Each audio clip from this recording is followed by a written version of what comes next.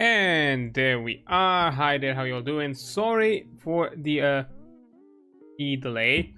Got a bit busy with something, and also had to eat because I forgot to eat and started a bit late with that. It do be like that sometimes. But yeah, hi there, how y'all doing? Hope this Tuesday is alright with y'all. Hope you're doing fine, hope you're doing well. And everything is on track. So yeah, first and foremost, as I kind of said, because of Enfield's release and all that, I did move the tabletop RPG talk today, even though it's usually on a Friday, just so we can jump as soon as possible onto the game release, because it's going to be released on the 22nd, this Thursday. But you know, that's not a stream day for me. I'm not going to make any sort of exception for something like that. So I decided to just, you know, start the stream as early as possible, which is on Friday. So yeah, from what I've heard, and from what I've seen actually, and actually done as well, you can already like pre-download the game if you need be. I've already done that. I'm still suspecting that it's gonna be some, I don't know, day one patch or something like that that's gonna be happening before when the game is gonna launch. So I'm probably gonna have to do another relaunch before stream anyways, just to be sure that downloads and patchings and all that have been done. And because I'm gonna start a day later from the full-on launch, I might be able to catch a few patches, so things might be better. But you know, it remains to be seen what that game's gonna be about. Yeah, that's like one of the things. Outside of that is just most of the usual schedule. You know, Saturday's still gonna be Void Train, going through the Electrical Age with that one. That's gonna be fun. And yesterday, if you've missed it, we've jumped into Warframe, done a lot more quest progress, to the point where I didn't even realize that I technically extended the stream for like another hour without even knowing.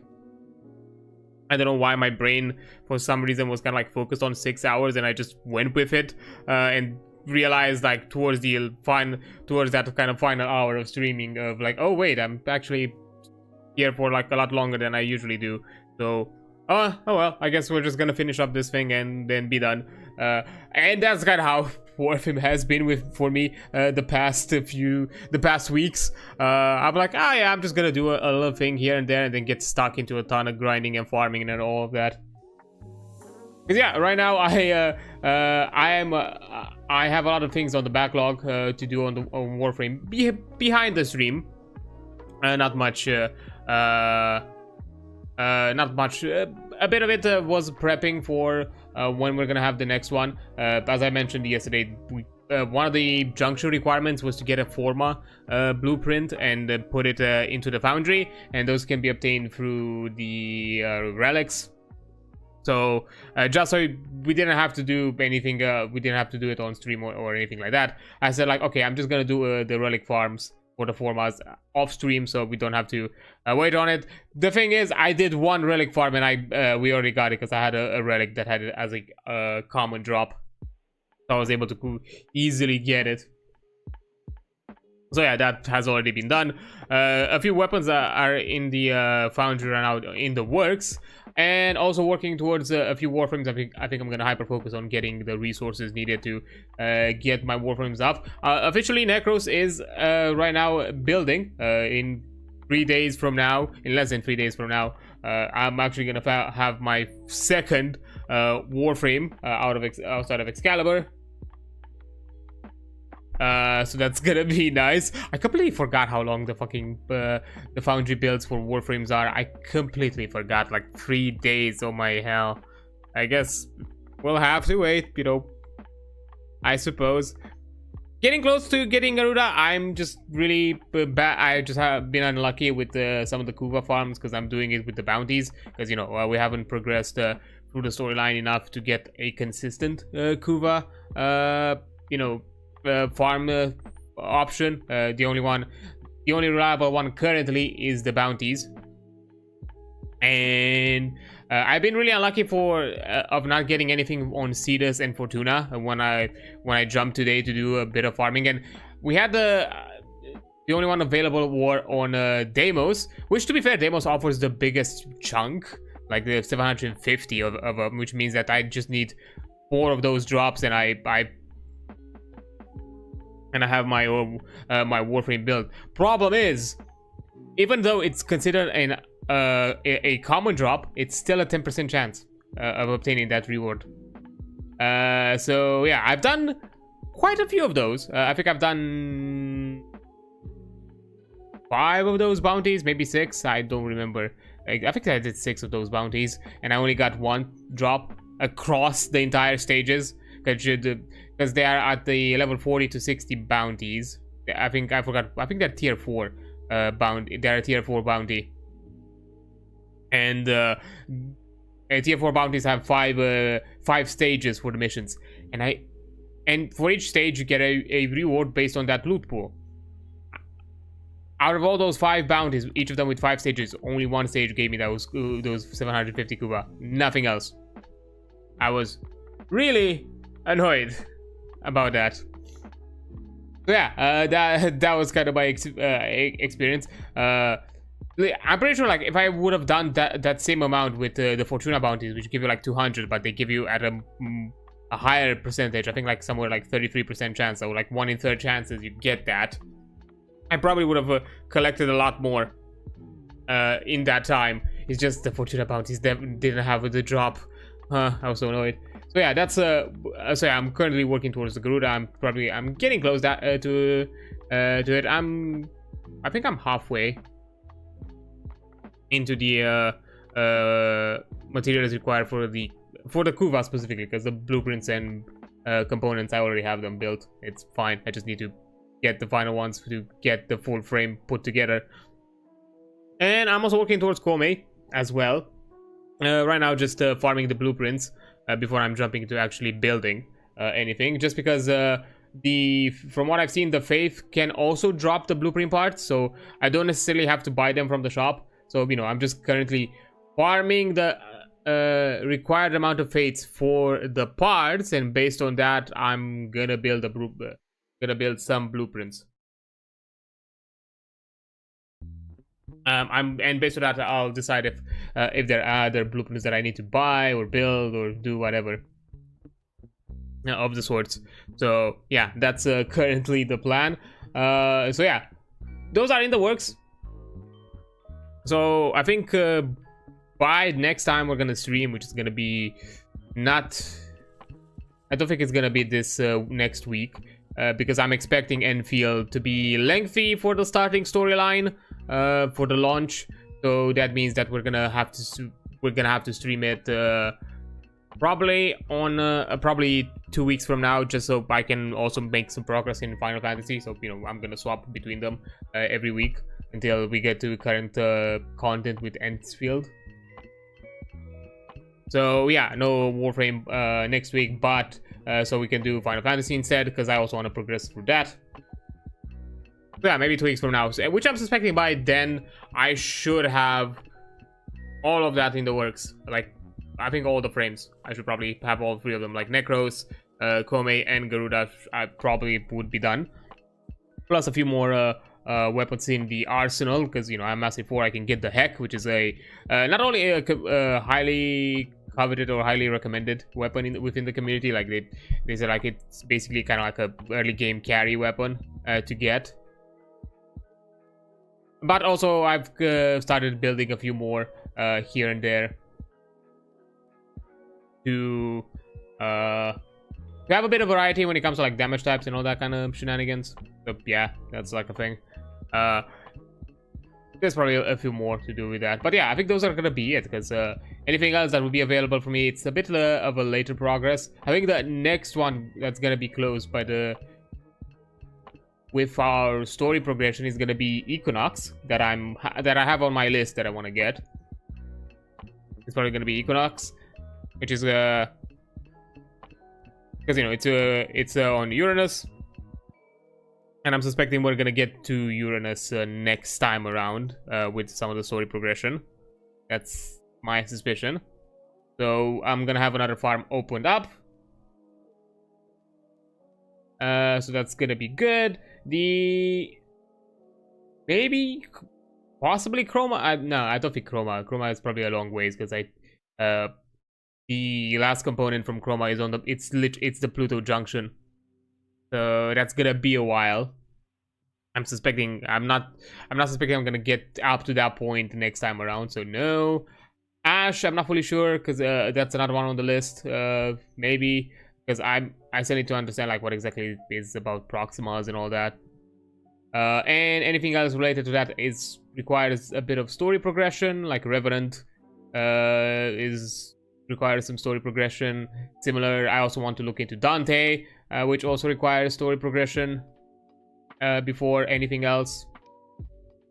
So yeah, those are gonna be a while. So for now, I'm gonna have like 3 frames and quite a few weapons to have available. But yeah. Anyways, enough of that talk. That's not why we're here. That's not what we're gonna discuss today about. So you know, it's just quick little rant of things.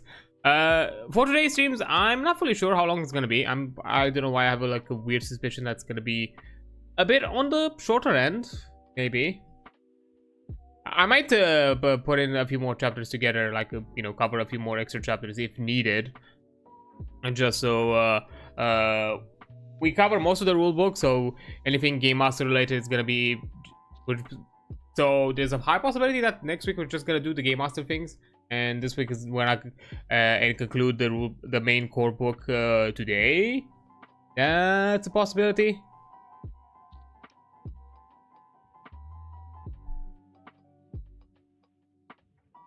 I'll have to see. We have to see as we kind of like progress through it, what exactly is gonna happen. But that's one thing. After that, we'll decide, I suppose. There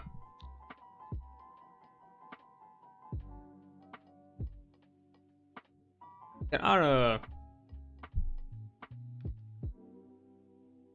yeah, we'll look into it. I'm not sure outside of that what else on that end. But you know, as I said before, we're also thankfully have available a few other content and a few other ttrpg things even after that, so that's gonna be nice. But mostly more than anything else, just kind of, you know, chilling and doing a lot of that. But yeah, I don't think I'm gonna keep it up with anything else today on discussions and topics and anything else of the sorts, just because I just don't really have much to say. I'm just, you know, currently catching up with things, as I said yesterday, with content and all that.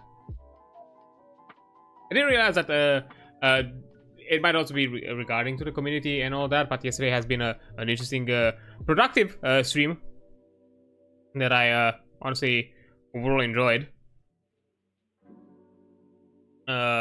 And the community has been those who were from within the community that jumped in and out were also really fun to talk to and chat. So yeah, it definitely kind of also gives me in mind to keep on, at least with Warframe, also to that extent, to have like people's because I did enjoy some of the chats we had,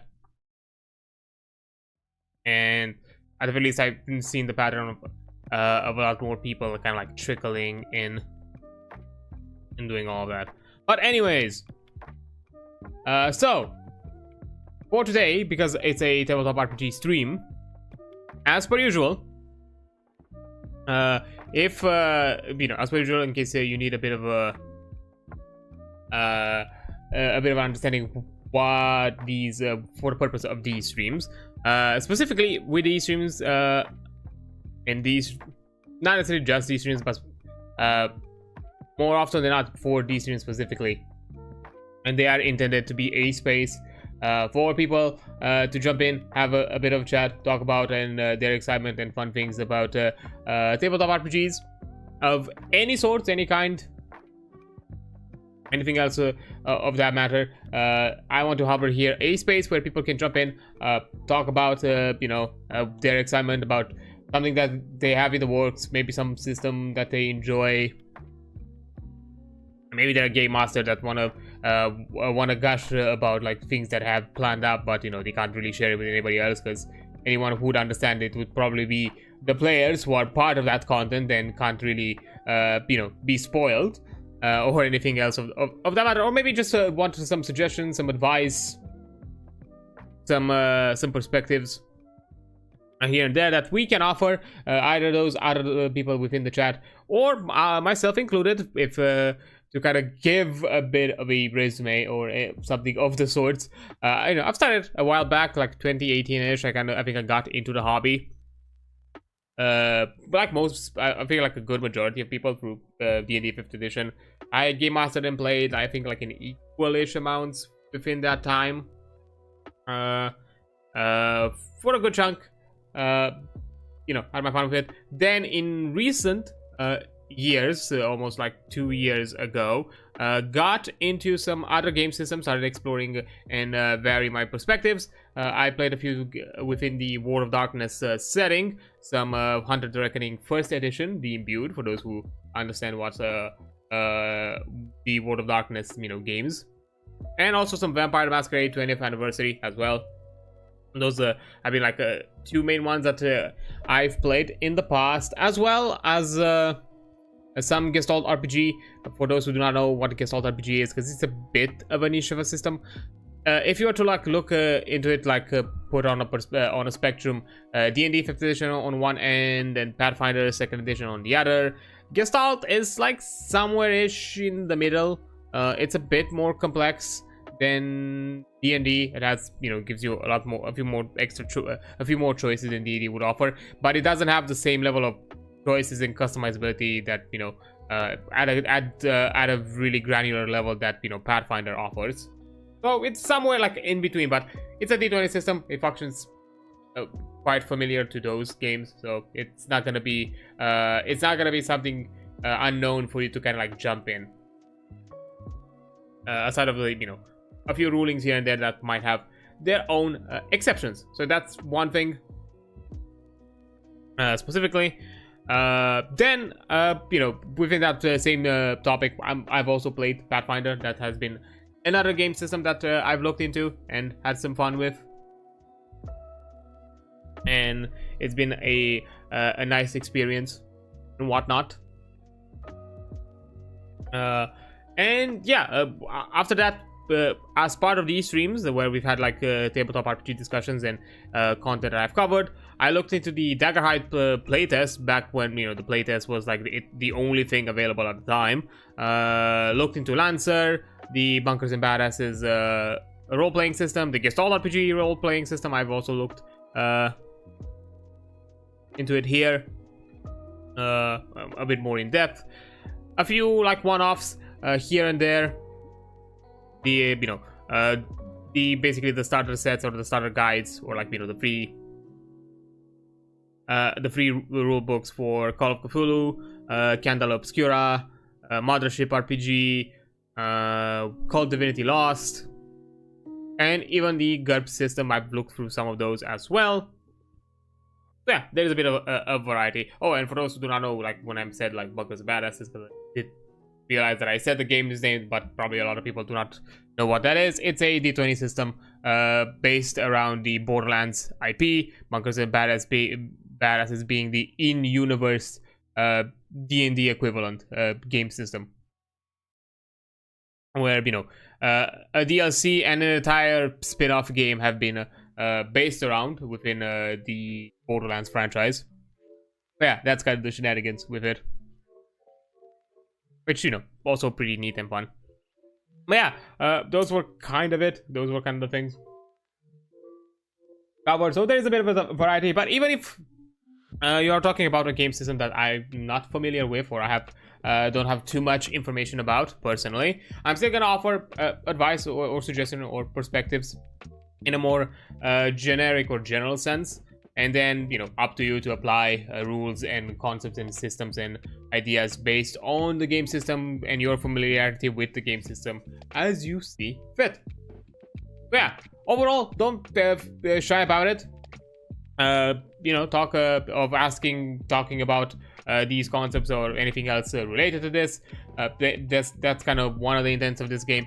Me covering a book and covering, a topic and having a choice of topic today, it's mostly so we have something filler to discuss about at the very least. Of course, I still want to like go through that content to some degree, or to a limited, a minimal amount of it. And but at the same time, don't feel discouraged that, you know, getting me off topic by any means. You can, you know, talk about it, have a bit of a chat with it, and, you know, we can again get back at it. So it's completely okay if not all the TTRPG things are gonna be related specifically to the TTRPG that I'm covering today. But yeah, that's just the general-ish introduction for today. Not much else to kind of cover or talk about, or anything else akin to that to mention. So I think we can jump into the screen for Tactiquest. If you, for anyone who needs a quick rundown of what Tactiquest is, it's a tactical combat tabletop RPG that is near diceless, in the sense that it does require dice in setting up some situations and some scenarios, but it's not, dice are not used in any ways to resolve actions, to resolve outcomes, or to resolve decisions. All of that is based on concepts and mechanics and systems that the game offers to you. To kind of, you know, to kind of like paraphrase it and read it a bit through the general description, it's a strategic, fast-paced fight kind of system with fast-paced fights with no wasted turns and no stuns. You know, meaning the time spent on fights is boiled down to the more interesting and impactful decisions and abilities, without having to wait on a die roll, or you know, being betrayed by said die rolls. Wide variety of character classes, which we've had a quick look-see at the very least at the lineup of those classes last time. That, you know, capture specific compelling fantasies and are distinct to one another, with a wide selection of non-magical classes that focus on kind of like support roles outside of just being a healer, which have been really interesting as a concept. As I mentioned, it's almost diceless, as most of the only use for dice is to like set up situations but not to resolve them. They're not gonna be used as some sort of like resolution or outcome and determining factor, because it's all about the player input for first and foremost. There is also an emphasis to resource management and keeping track to some degree of your equipment, not equipment, of your abilities and gear, where you also have systems like crafting, currency, and travel as core parts of the game, and not just side options or side systems or side mechanics that you can consider they are integral to the game's core loop, where everything is a player-driven sandbox campaign designed to facilitate exploration and setting your own goals. And overall, you know, wide variety of monsters and challenges that are not just a simple bags of hit points. That's something we're probably gonna look into it a bit later. But yeah, that's kind of a general rundown of Tactiquest. Some other aspects.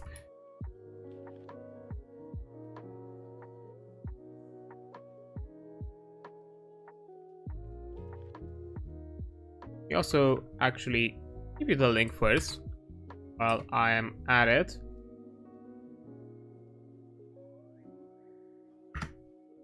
So you get an idea.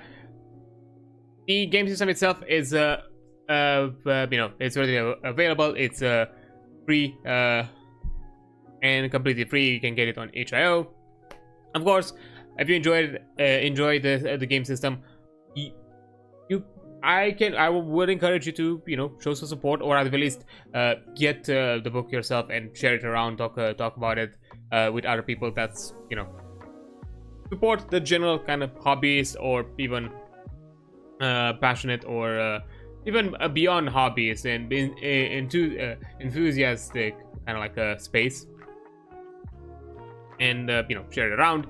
It's this kind of like my way of doing it. And overall, not everything that I'm gonna do on stream about Tactiquest is gonna cover the entire book. There are gonna be elements of the book that you're not gonna see them on stream. So, you know, that it's still an encouragement for you to check it out yourself and look at it. Plus, another reason, what I have available, the author has been kind enough, level 2 janitor, to give me a in the works version of it, a not yet released update, with some changes and reworks in a few places. So some of the rules or some of the ideas that you might see here on stream are not gonna be applicable to what is currently freely available, but consider it as a kind of a sneak peek idea of some of the few changes that are going to be happening. I've checked, there have been a few changes here and there.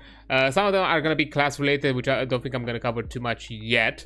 So that's not something that you're going to see here. There was, like I mentioned, that, you know, and there's no such thing as a class skill list anymore. You're just gonna get a choice of advancing whatever skill you have, and certain skills require 1 point while others require 2 points. Usually those that have a bit more significance within the game require have the higher cost, and while the more situational or flavor type of skills are, you know, are lower cost, being that they're not that as impactful in comparison.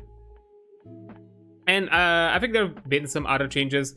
I think we can look at the actual changelog here. 1 second, let me give it a look-see, because I think there were a few more other things. I'm not sure if we've covered them. Combat is gonna have a few changes, so aspects that you're probably gonna see combat are not gonna be 1-to-1. Elements of equipment have been changed, but nothing that I think maybe some aspects that I've covered, but it didn't really mention, or, you know, you probably have to do like a 1-1 comparison, because I'm not fully sure. The class changes, but, you know, more outside of looking at the warrior, we haven't looked at anything else for the classes, so probably you've missed a few.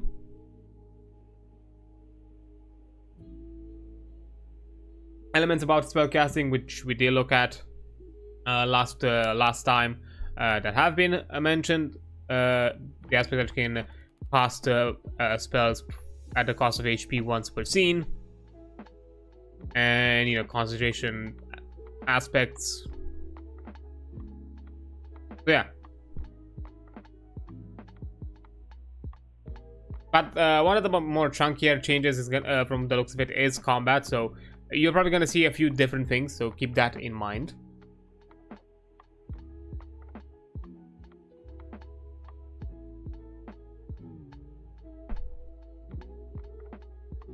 Because I think outside of that, there's nothing else. Yeah, there have been some changes to skills.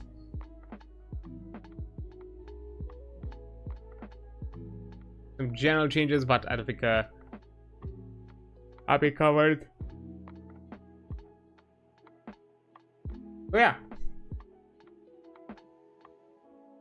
that has been kind of it. We've overall kind of looked through most of the chapters so far. Like, we checked the general introduction. Actually, let me just begin.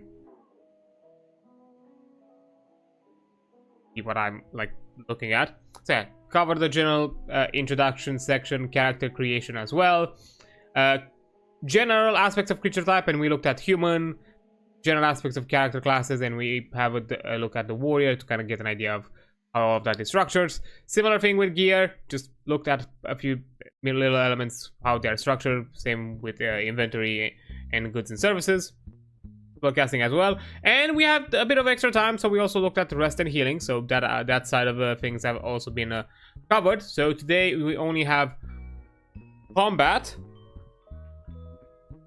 and depending on how we're doing, we might also be looking at travel and exploration. Maybe. If not, these could probably be left as a final stream for the rulebook, and then we might have at the very least another stream dedicated to the game master section, which is a completely separate book. So that's currently the plan. But yeah, as we've looked through it overall, it's been, you know, a lot of fun. You know, big emphasis on, you know, tactical decisions, build variety, focusing on different sort of support, different sort of roles and utilities and benefits, and you know, with its own strengths and weaknesses. So a lot of it definitely based on this kind of like kind of choice-based system. But it has been it, especially because, you know, I don't think I've looked at a diceless system before, like in the past. So it's interesting to see some new things, because from my perspective, I do enjoy diceless systems. I do enjoy, like, you know, games, you know, RPGs that utilize dice to determine outcome. I'm completely fine with that. I'm the type to kind of like roll with the punches in most scenarios. I've had my moments. I'm not saying that I'm perfect about it. Like, I've had my moments where, you know, I've been annoyed, but I can understand that some people may not want their outcomes and decisions, and the outcomes of their decisions to be mostly influenced by the whims of fate and be left at that. I see that as an interesting element of storytelling that can create interesting and challenging scenarios. Of course, it's also heavily dependent on what kind of system you're playing. Some systems offer a lot more granularity in how to, you know, in what the outcomes offer you, while others are more apt to kind of like the DM's interpretation, which can be a bit more challenging because, you know, especially beginner DMs are probably going to have a lot more of a binary look when it comes to like succeeding and failing. And if the system does not offer you some sort of like, you completely succeed, but with some consequences, you fail, or you have failed horribly, which all of these kind of offer you some granularity. And, you know, these should not necessarily be considered as, you know, success, fail, crit, and fumble, because what I mentioned, you know, you fail without consequences, and you fail with you succeed without consequences and succeeding with some consequences. Those are not necessarily crits.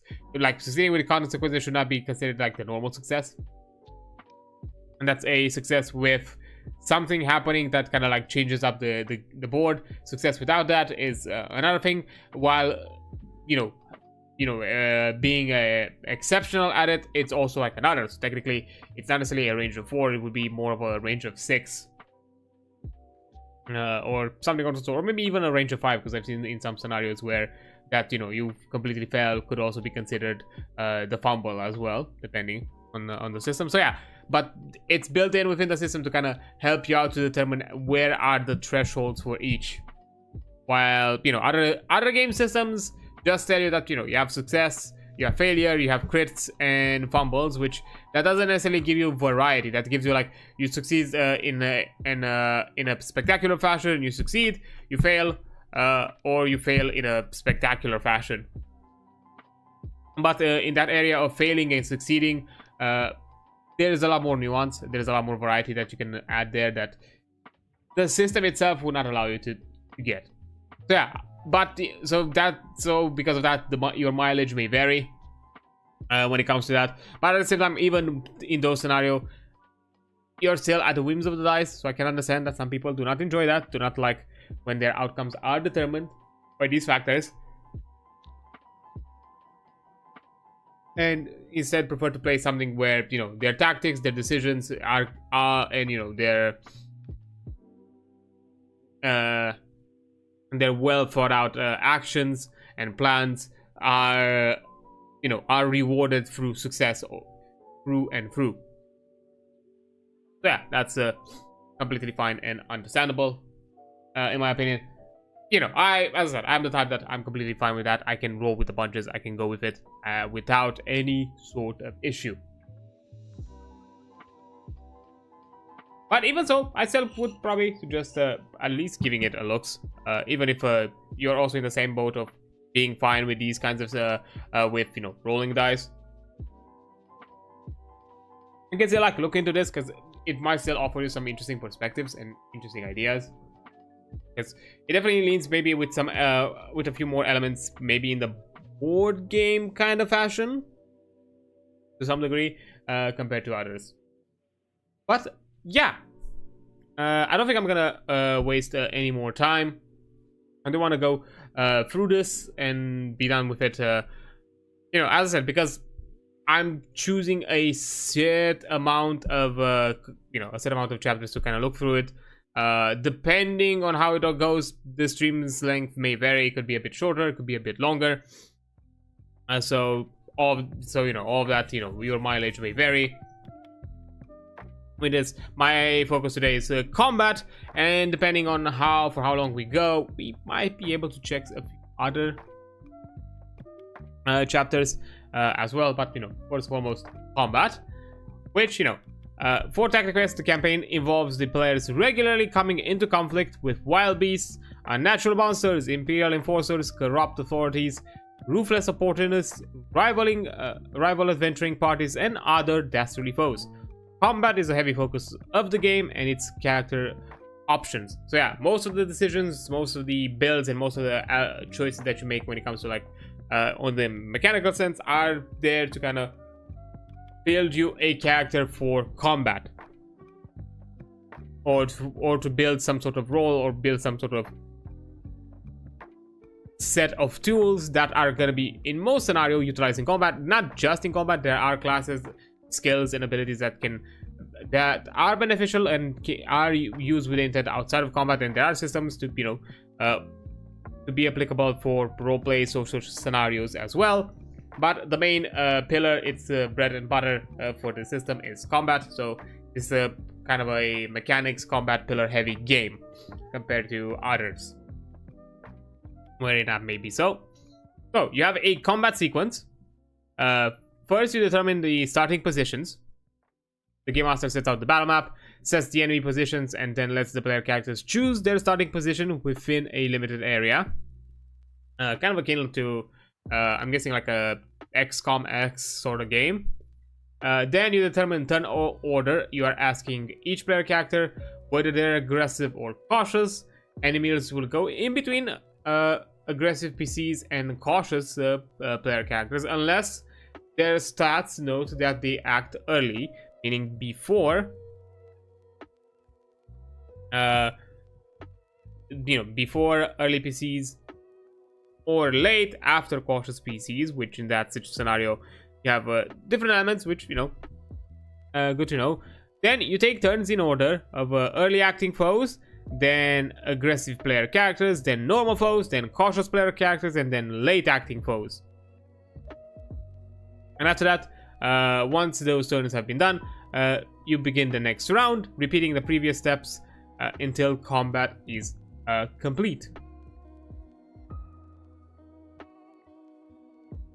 So, when it comes to, as a note, when it comes to starting combat, even when opponents initiate a battle, the game master should usually give players a brief moment to flee, attempt to negotiate, or anything else of that matter before combat starts. They're not gonna be necessarily, so you still have a few options. And yeah, art needed here again. This is still a playtest material, a playtest system, which I think I should have also mentioned that, aside from having an exclusive look at a not yet released version of the rule set. So that's like another thing.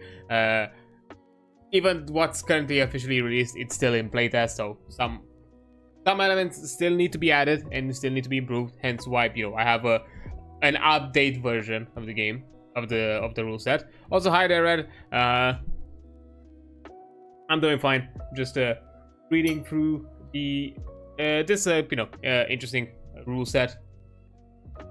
I'm going through the combat system, not combat combat, actually no, combat system and combat rules. It's a bit more, I would say, like, yeah, rules necessarily, because, you know, it definitely leans, as I said, if you're foregoing dice, you're clearly gonna be leaning more into a more structured form of play that is more akin to board games, and in some scenarios, elements that you'll probably encounter in board games, or concepts or ideas or ways of playing that you'll probably encounter in board games, are gonna be present here to kind of fill in the void of that, you know, that versatility, or kind of like, you know, wild aspect that dice offer you. You know, dice offer you when it comes to determining outcome and actions. Then, so for turn order, when combat starts, each player character chooses to be aggressive or cautious.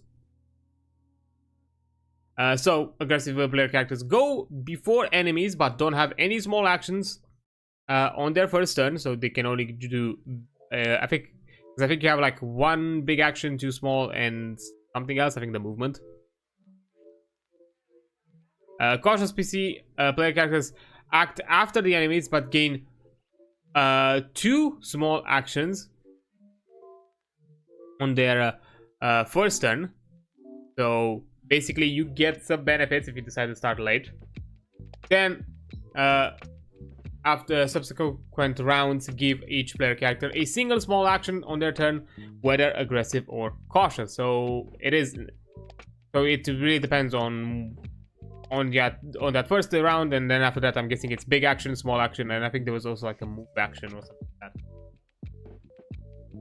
that. There hasn't been like a clear, up until this point in the rule set, it hasn't been like clearly defined, because it's more important. It's clearly an aspect that it's mostly going to be used in combat, so we're probably going to find out within this chapter how exactly the action economy is determined.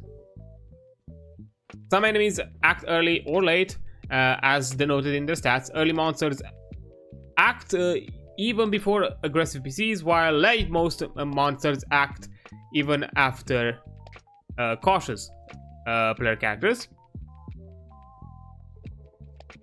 So, as mentioned here, this is a structure of the turn order, and a mention of small actions. Aggressive player characters on their first round don't get any. Cautious get a total of 2, and then for later rounds, each of them, both sides have 1 of each. Creatures that act on the same turn order may go in whatever order they agree on. If forced to spend a turn harming their allies, the creature acts after allies with the same turn order. So I'm guessing this is for like mind control scenarios or something like that, where somehow, you know, the player character has, where somehow someone within the party attacks someone else. Interesting motherfucker was reading a starter campaign for from Roll20 to try to learn to DM it. Played a session with 4 randoms a couple of days ago. It was amazing. I need more. Oh, nice. Well, I hope you enjoyed that. What starter campaign, out of curiosity? Like, you know, what system and anything like that. But hey, glad that you had fun with that.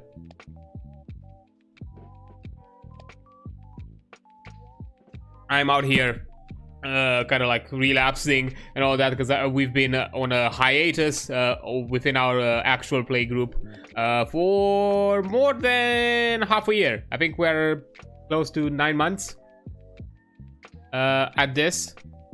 So yeah, it's been a while since I've last played I've last played a TTRPG session. So yeah, I've been craving it for a while. To be fair, I've been really glad for that for the charity event that happened in October with Arca, DM'd by Arca, and you know, with Prof, Sorcerous, and all that. It's been a lot of fun. It was needed, but damn, did I miss this. It's still gonna be a bit. Until then, I'm guessing, if everything is well with Ghost and all that, probably somewhere in the summer. I'm guessing early summer, maybe.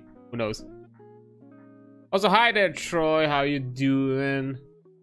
Hope all's well. Let me give you a shout out.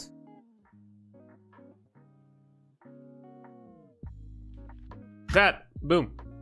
Ooh, playing a show high. Hope you had fun with that. Frozen Sick, D&D 5e. Oh, okay. You played the Explorer's Guide to Wildmouth starting adventure. That one is a freebie. I remember because I also have it because I have the entire book because it's one of the 4 or 3. I think there were 3 starting adventures included with the Explorer's Guide. I wanted to actually, if I remember correctly, I was about to run Frozen Sick for a group of ex-co-workers of mine when I was still working at the game studio, because I was planning a custom campaign. Not really a custom campaign. I was planning actually an Exandria campaign, but I wanted to retrofit the Dungeon of the Mad Mage into Exandria and to make it into kind of like a relic hunter operation. I forgot to, within the Nordic continent. I forgot the name of it. Because there is that ancient civilization there that was related to campaign 2. I forgot the name of it. It's gonna bother me now. But yeah, because Frozen Sick, if I remember correctly, started in that region.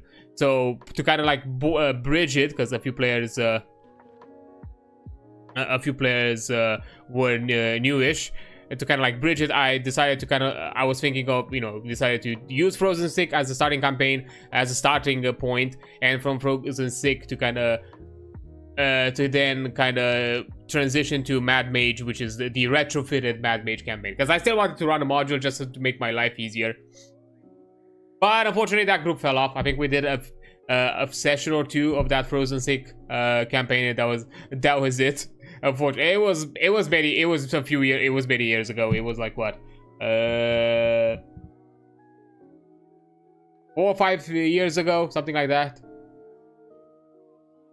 I think the plan Frozen Sick as a springboard into the retro. Yeah, that was kind of my idea, because Frozen Sick started in the same region for it, so I kind of wanted to do that. That was kind of my plan. And I remember a bit of it. What I liked about those startings from the Exandria book, the Exandria supplement and setting material, is that it also offered you like a lot of guidelines and options into kind of looking more into the roleplay side of it. It wasn't necessarily just kind of mechanics focused or very obviously kind of like the game just kind of tells you like here are the things to consider if combat happens, or not necessarily if combat happens. Here are the options for the combat that this encounter is planned to have to be a combat, without really taking into account that, hey, what if maybe the players start to negotiate, or what if in a social scenario you get into a combat situation or anything like that. And I like that those adventures kind of gave you a bit more guidelines into that side as well. That was kind of like has been my biggest complaint, because the campaign that I've run long term and that I've actually run to completion in 5th edition was the Dragon of Icespire Peak, which is the Essential Kit adventure module, which you first have the little booklet adventure module from 1 to 5, and then you have the mini trilogy extension as part of a collaboration with D&D Beyond. At the time, it was a collaboration. Now, being one and the same, it's not that much of a collaboration, but at the time it was. That extended up to like level 12-ish. And I've liked that. I like that. The Essential Kit, in my opinion, is still probably the best starter set you can have for D&D 5th edition.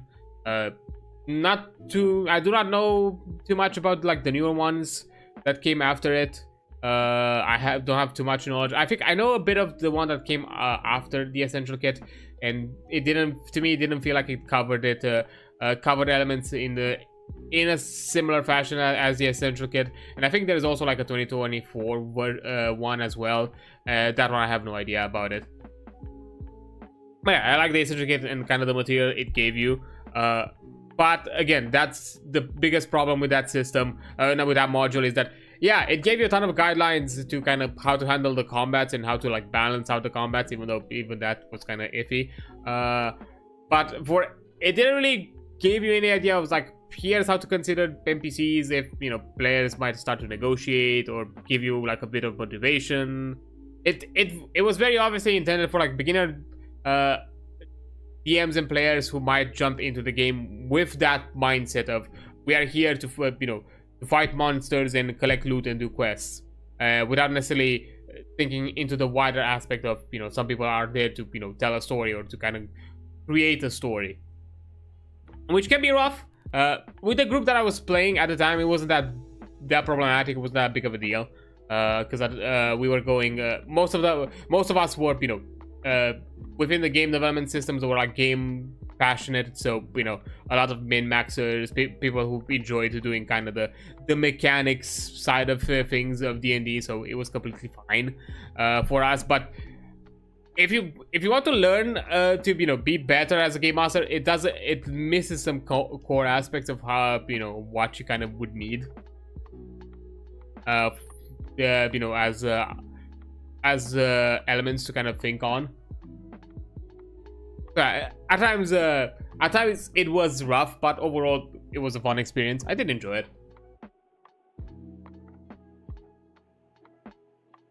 But yeah, side tangent and all that, and whatever. Tried to make my own Skyrim campaign at first, but I wanted to try DM something official or easier first. Made a whole Helgen lol. I see. I mean, to be fair, going with a pre-made setting is specifically going with a pre-made setting that you're familiar with. It's probably the easiest thing to do, because if you are familiar with the world building, if you are familiar with the, I don't know, game world or setting or whatever you are a part of, it's definitely way easier, because you don't necessarily have to think too much on the world itself, because you, the game master, being a fan of that setting, you're already familiar with. Like, for example, the reason why I retrofitted Dungeon of the Mad Mage for an Exandria campaign is because I knew more about Exandria than I knew about Forgotten Realms, and even to this point, I would say I probably know a bit better about Exandria than I know about Forgotten Realms, simply because of Critical Role. I know I'm a bit better now with Forgotten Realms, mostly because of Baldur's Gate, but that's a small part of Faerun. Like, Baldur's Gate is just a tiny bit of the entire like setting. So even in that aspect is kind of rough in my idea. While with Exandria, I'm a bit more familiar and comfortable, which is why I wanted.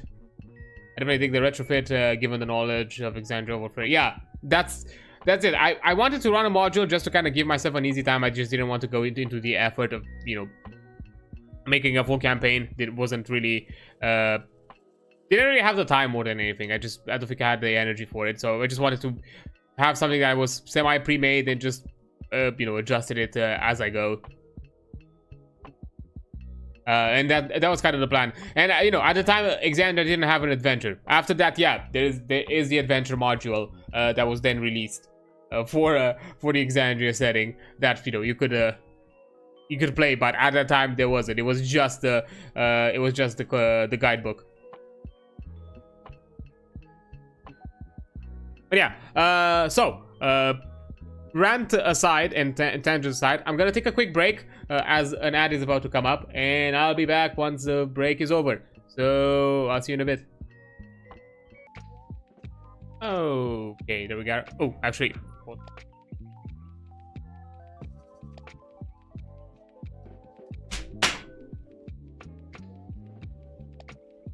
There we go. That's it. Sorry. I have to do a quick thing. There we are. So, let's get back to it. Although I think I'm glad that overall I moved the tabletoprpg stream today, because even though my wrist is better today, I think it's weirdly acting up. It doesn't hurt. I have more of an ache than necessarily a pain, but it is a bit on the annoying side. So having another stream where I don't necessarily have to, you know, be intense or use mouse and keyboard too often, so I can just keep my wrist up is nice. I'm getting hit with the olds and I don't like it. Don't like it one bit. I need to look into those gloves. I need to get my hands on some of those. Because I don't want to deal with this too often because it's annoying. I do want to do my own shit and work, and having to be stopped by this is not fun. But anyways, let's get back to where we were with the after a good old side tangent within the D&D running systems, campaigns, and all that shenanigans. So this was covered about creatures acting on the same turn or can go whenever they want, but if they are forced to harming their allies, that creature acts last within that sequence, within that grouping. So then we have delaying. When an aggressive player character's turn comes up, they may choose to switch to cautious turn order instead. This doesn't give them an extra action, only allows them to act with cautious player characters to ensure actions that set up allies to take effect in the desired order. Okay, for synergy and party, party cooperation, nice option. Then you have ambush. If the player characters ambush foes, they go before enemies, but get 2 small actions in their first turn. If the player characters get ambush, they go after the enemies, but get 0 small actions for the first turn. So there are some disadvantages depending on ambushes, but outside of that is fine. Anyway, and the delaying, from my understanding, once you choose to go into the cautious order, that's where you're gonna be from that point onwards. And I'm guessing outside of maybe there might be some abilities or something like that, or some features, there's no way for you to go from cautious to aggressive. So once you kind of pick those, you're slotted in them. Then for actions, every player character gets a big action and a move each turn. They also get a number of small actions depending on their turn order, as mentioned above, and can use their big actions for anything that normally takes a small actions. This can be things like strike, which is just a big action, your attack with the equipped weapon. A weapon special, which is a big and small action. Use a special strike unique to your equipped weapon. Your weapon is going to give you that those details. You can stride, which can be a move or big action. You move up to your speed. If used as a big action, it must be towards your enemy. So there is a tactical decision there. Jump half your speed using the jumping rules, which I think we covered. Yeah, I think we covered. Hurry is move half your speed at the cost of a small action, so kind of like a bonus action dash in a way, kind of, or disengage. Not sure. Shove. It's also small actions. Push a target 2 squares, or you can knock them prone. Interesting. Grab, which is also a small action. Inflict the grabbed condition on an adjacent creature. It requires a free hand, which is filled with the target until the grab ends. Weird choice of wording, but yeah, technically yes. Your hand is occupied with the person you're grappling. Study is another big action. You ask the game master 1 detail about the stats of an opponent. You can see, kind of like I think the fighter. I forgot which one. Was it the? I know the Inquisitive Rogue had this feature, and I think like there was like also a fighter subclass that had this feature where you can study your enemy and receive from a selection of stats one of them. You can choose which one, and the game master gives you that basically that meta knowledge. This here is basically innate, so kind of neat. Plus, it doesn't give you any sort of like weird limitations on like what exactly you can ask for. So, you know, speed, weaknesses, one of their attacks. So it has a bit of a like, I guess, a light investigation element to kind of learn about your enemies and kind of, you know, improve how you combat them by collecting this kind of like information. The more you fight, or the more encounters with these types of enemies you have. Then you also have use an item, which is also a big action. Usually carried items like drinking a potion, throwing a grappling hook. Spell scrolls take the spellcast time instead of a big action. You can always access all carried items even if your hands are full. So a bit of like game logic here. And you also have free actions. Abilities that take free actions can be used on a player character's turn. Any amount of free actions effects can be used in the same turn without costing actions. So none of those like weird shenanigans that D&D kind of has it, because yeah, with D&D you have the, you know, action, bonus action, reaction, and, you know, in technicality, move is also like its own thing, and also in technicality, free action it's another type of action that you can do, which is also a resource that is limited, because you cannot do more than one free action per turn, even though they're called free action. And it's a bit counterintuitive because free actions kind of imply the idea that you can do them at any point across your turn without any additional effort or cost.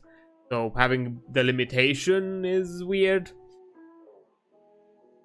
But, you know, and plus the confusion of what exactly is determined to be a free action, because it's not always clarified what exactly encompasses a free action in D&D, from my knowledge and what I remember of it.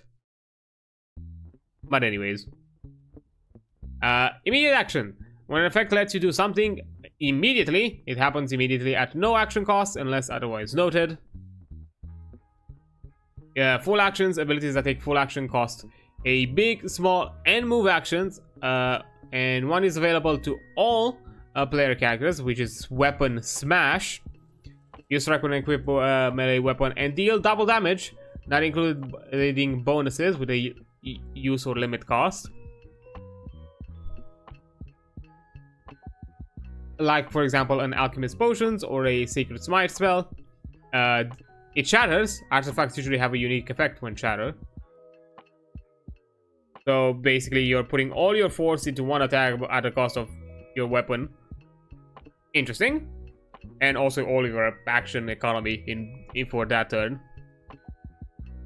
Then you have stamina. All player characters have a number of equip slots, determining how many weapons and armor they can wield. A player character gains stamina each travel rest equal to the number of empty equip slots, and when changing equipment, you lose one stamina per previously empty slot they fill.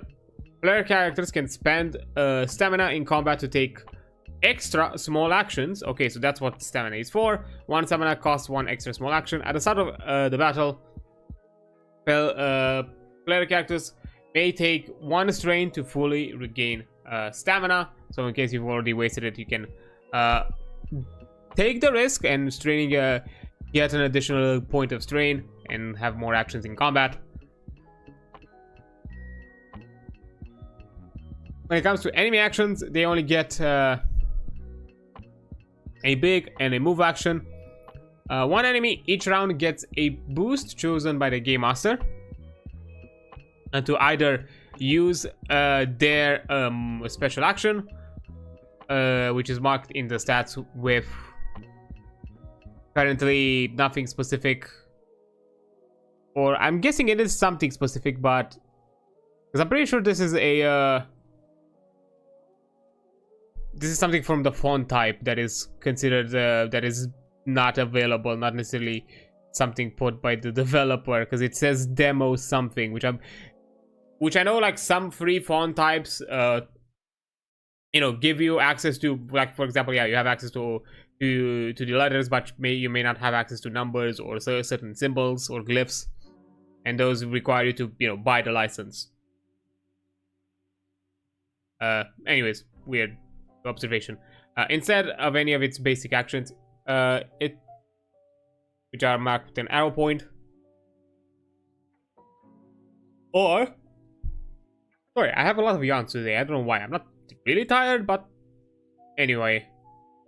Or you can take a small action to shove, grab, or hurry on top of its normal action. So you technically still have small actions, but they are limited in what they can do for enemies. But for boss enemies, usually a list of off-turn actions they get one after each player character's turn, except just before their own turn. These foes and any other with no listed special actions don't get a special or a small action from the above boost, because they are already technically acting almost after every player. So they're doing quite a lot within the action economy, and a nice little way to kind of emphasize the idea that, you know, you're doing a boss fight and, you know, a lot of things are going to be happening at once.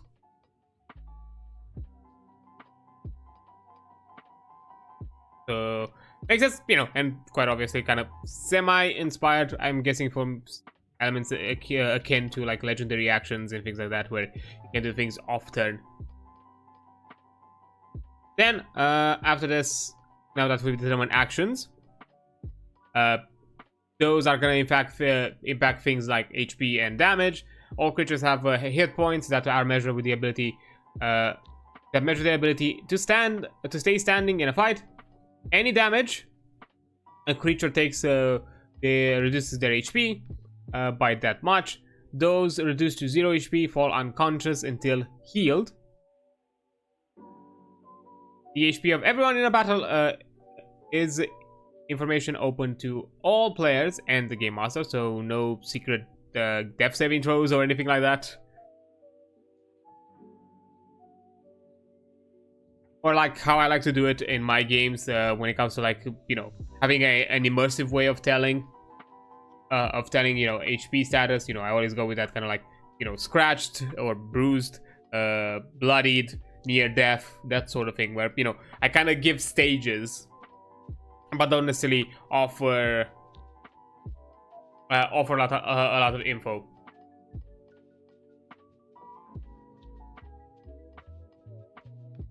Then temporary HP stacks, which stacks with HP, but not with other instances of temporary HP. Use a higher value when multiple instances are involved, so quite similar to how temp HP works in D&D or some other systems. Temporary HP is drained before the real HP, and it's lost at the end of the scene unless otherwise noted. So, you know, quite easy to understand, nothing too special about this. Then you have damage types. There are 3 types of physical damage: blade, crushing, and fall, and 6 elemental ones: fire, cold, lightning, magic, toxic, and holy. Many creatures have resistances, vulnerabilities, or other effects that trigger when hit with a particular damage type. Some terrain types are also affected by certain damage types. For example, fire sets flammable terrain aflame, and creatures that end their turn in the flames take 4 fire damage. Cold freezes water into ice. Slippery, so you move at half speed or fall prone. Falling onto a square of ice breaks it and surrounding ice squares and puts out fires. Then lightning spreads across water, dealing half damage to everyone else standing in that water.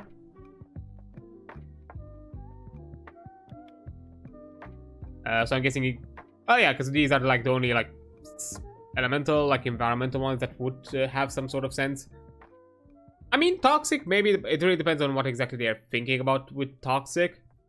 It's toxic as in liquid poisons, toxic as in gas. This one could be a bit more varied in what form it takes, similarly to holy damage and probably magic. Yeah, a line spreads across water, so no matter how much water, how many water tiles you have, all of those are gonna be now lightning. It spreads across water, so that instance of lightning is gonna go across the entire water terrain. So that could be nasty for like AoE effects. So terrain has a lot of interplay here.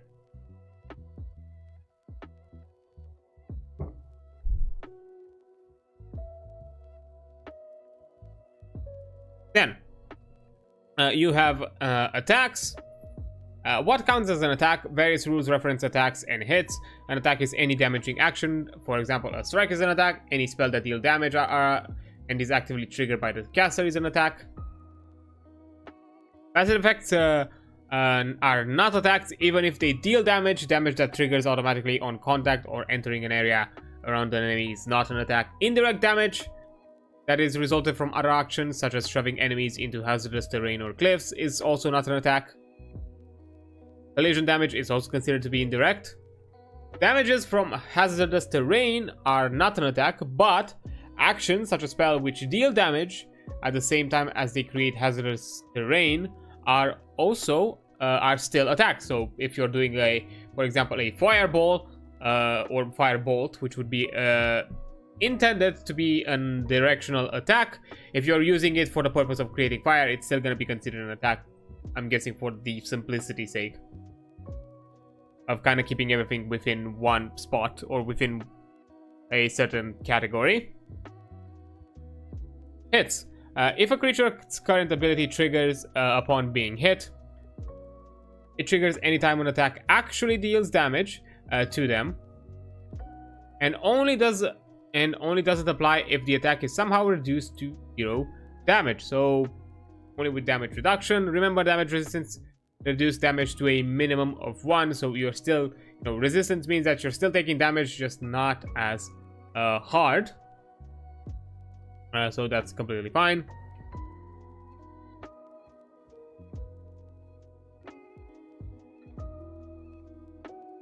Sorry, I was checking something because I thought I got some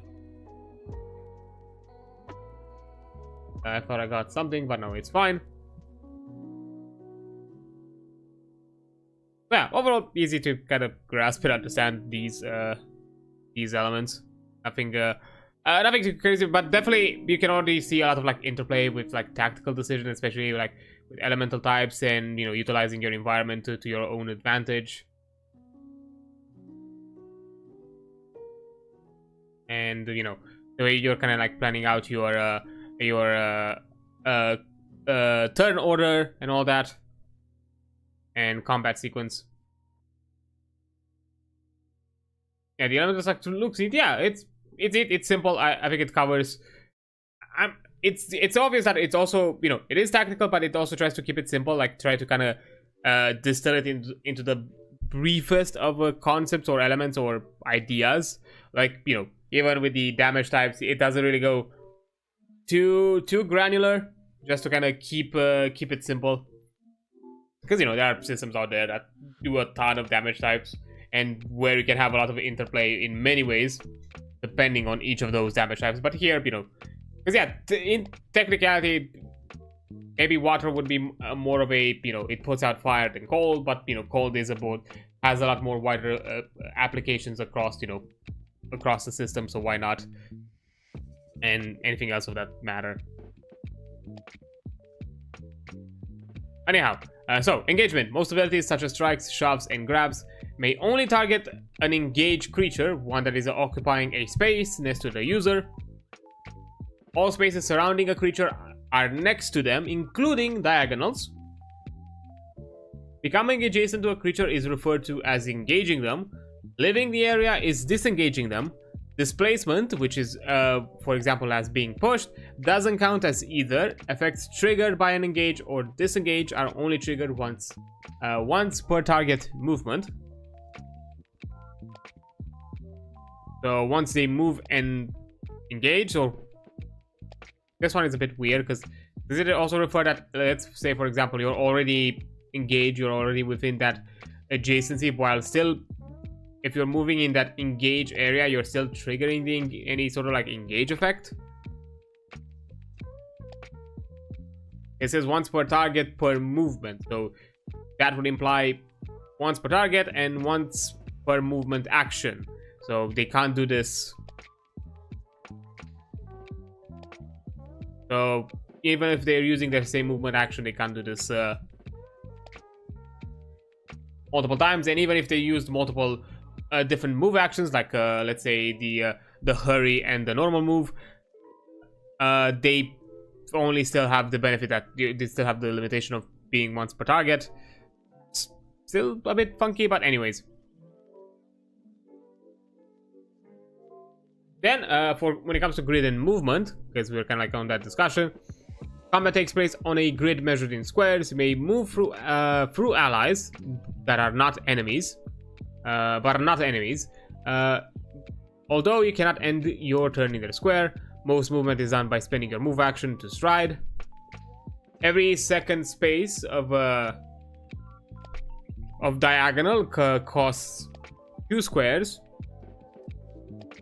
So moving diagonally first costs 1 square, then the next square is actually costs 2, then 1 again. So it kind of interplays, I'm guessing, to offset the funkiness that is, you know, diagonals in a squared grid, because, you know, Pythagorean theorem and all that, it's technically a longer distance. It's only annoying that you kind of will have to kind of keep track of it.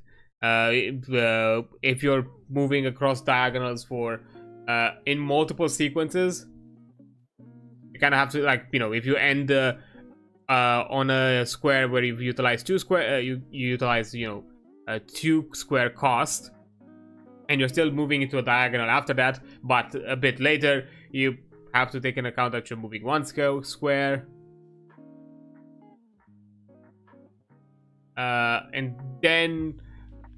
And I'm saying this within the same turn when you're utilizing the same move, not necessarily, you know, at different with different move actions. Yeah, I think I would say it resets from my understanding, but within the same move action, if you're spacing it out, you'll probably have to keep track of that.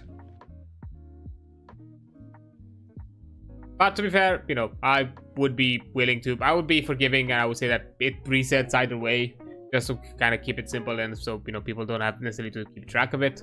If that's the intended idea, if that idea that I just mentioned is intended or not. Then attacks, auras, and so on of 1 square include adjacent spaces that are also diagonal to the user. So, you know, it doesn't have to be, it's not across, it goes full across the box square or surrounding square of the player character. Taking other actions ends okay, here is the clarification. Yeah, taking other actions ends movement unless noted. Abilities that grant extra movement don't give you more than your current speed unless noted. Okay, so you can't space out your move action, so you have to move. Once you commit to something else, you can no longer benefit from whatever movement you would have gotten from that movement action, even if you have not utilized your entire move for that turn. You've committed to a different action, so now you can no longer do it, which is fair. Then that kind of puts away, yeah, then that kind of like puts away both my concern with this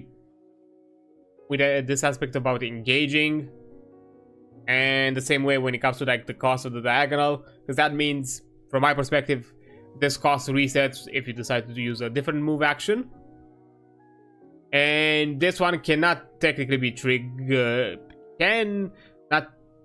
Well, actually no, it can be triggered for the same movement. but it's still once per target, so it can't happen again for that turn.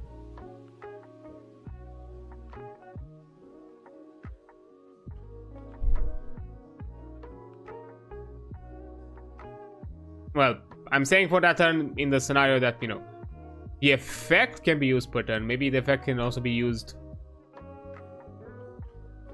for, I don't know, putting per trigger. Could also be a possibility.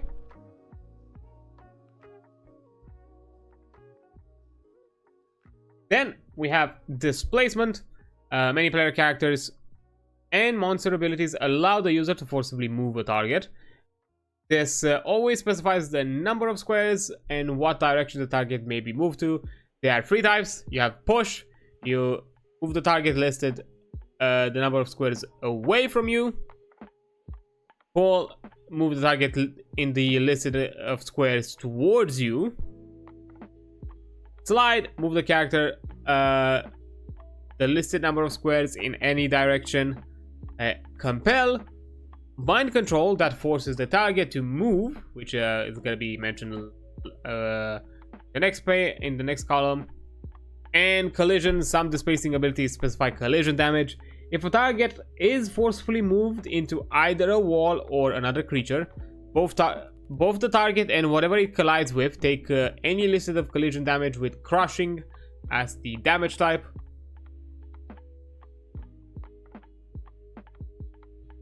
And most likely they're not going to displace beyond the adjacent space or whatever they hit. Then displacing abilities that don't list any collision damage don't deal any, so they're not forceful enough. Movement measured in squares doesn't translate to vertical movement. For example, you can't slide someone up into the air to make them take fall damage. So no gaming the system. It's just horizontal, nothing vertical. And when it comes to compulsion, compel movement is treated as the target's own movement for all purposes and not as displacement. It's resisted as a charm, not displacement. So each one resistance to charm is 1 square less of compelled movement.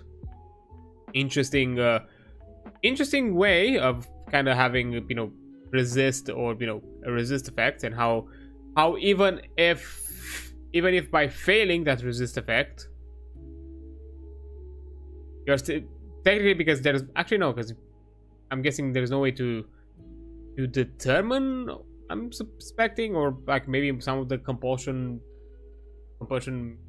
mechanics or abilities, unless they themselves stated, would not have any way of determining win or loss in the scenario, because, you know, there's no dice to determine that.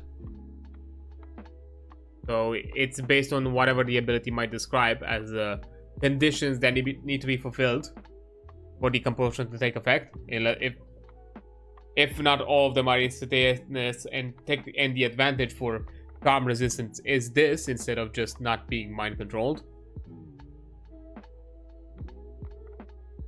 which could be a possibility. Then we have cover.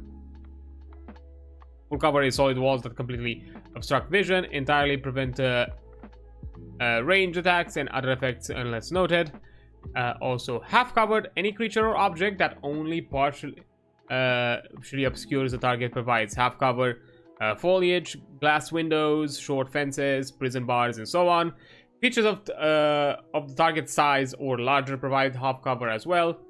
Any range attack targeting a creature behind half cover is a -2 square range for each object or creature providing half cover.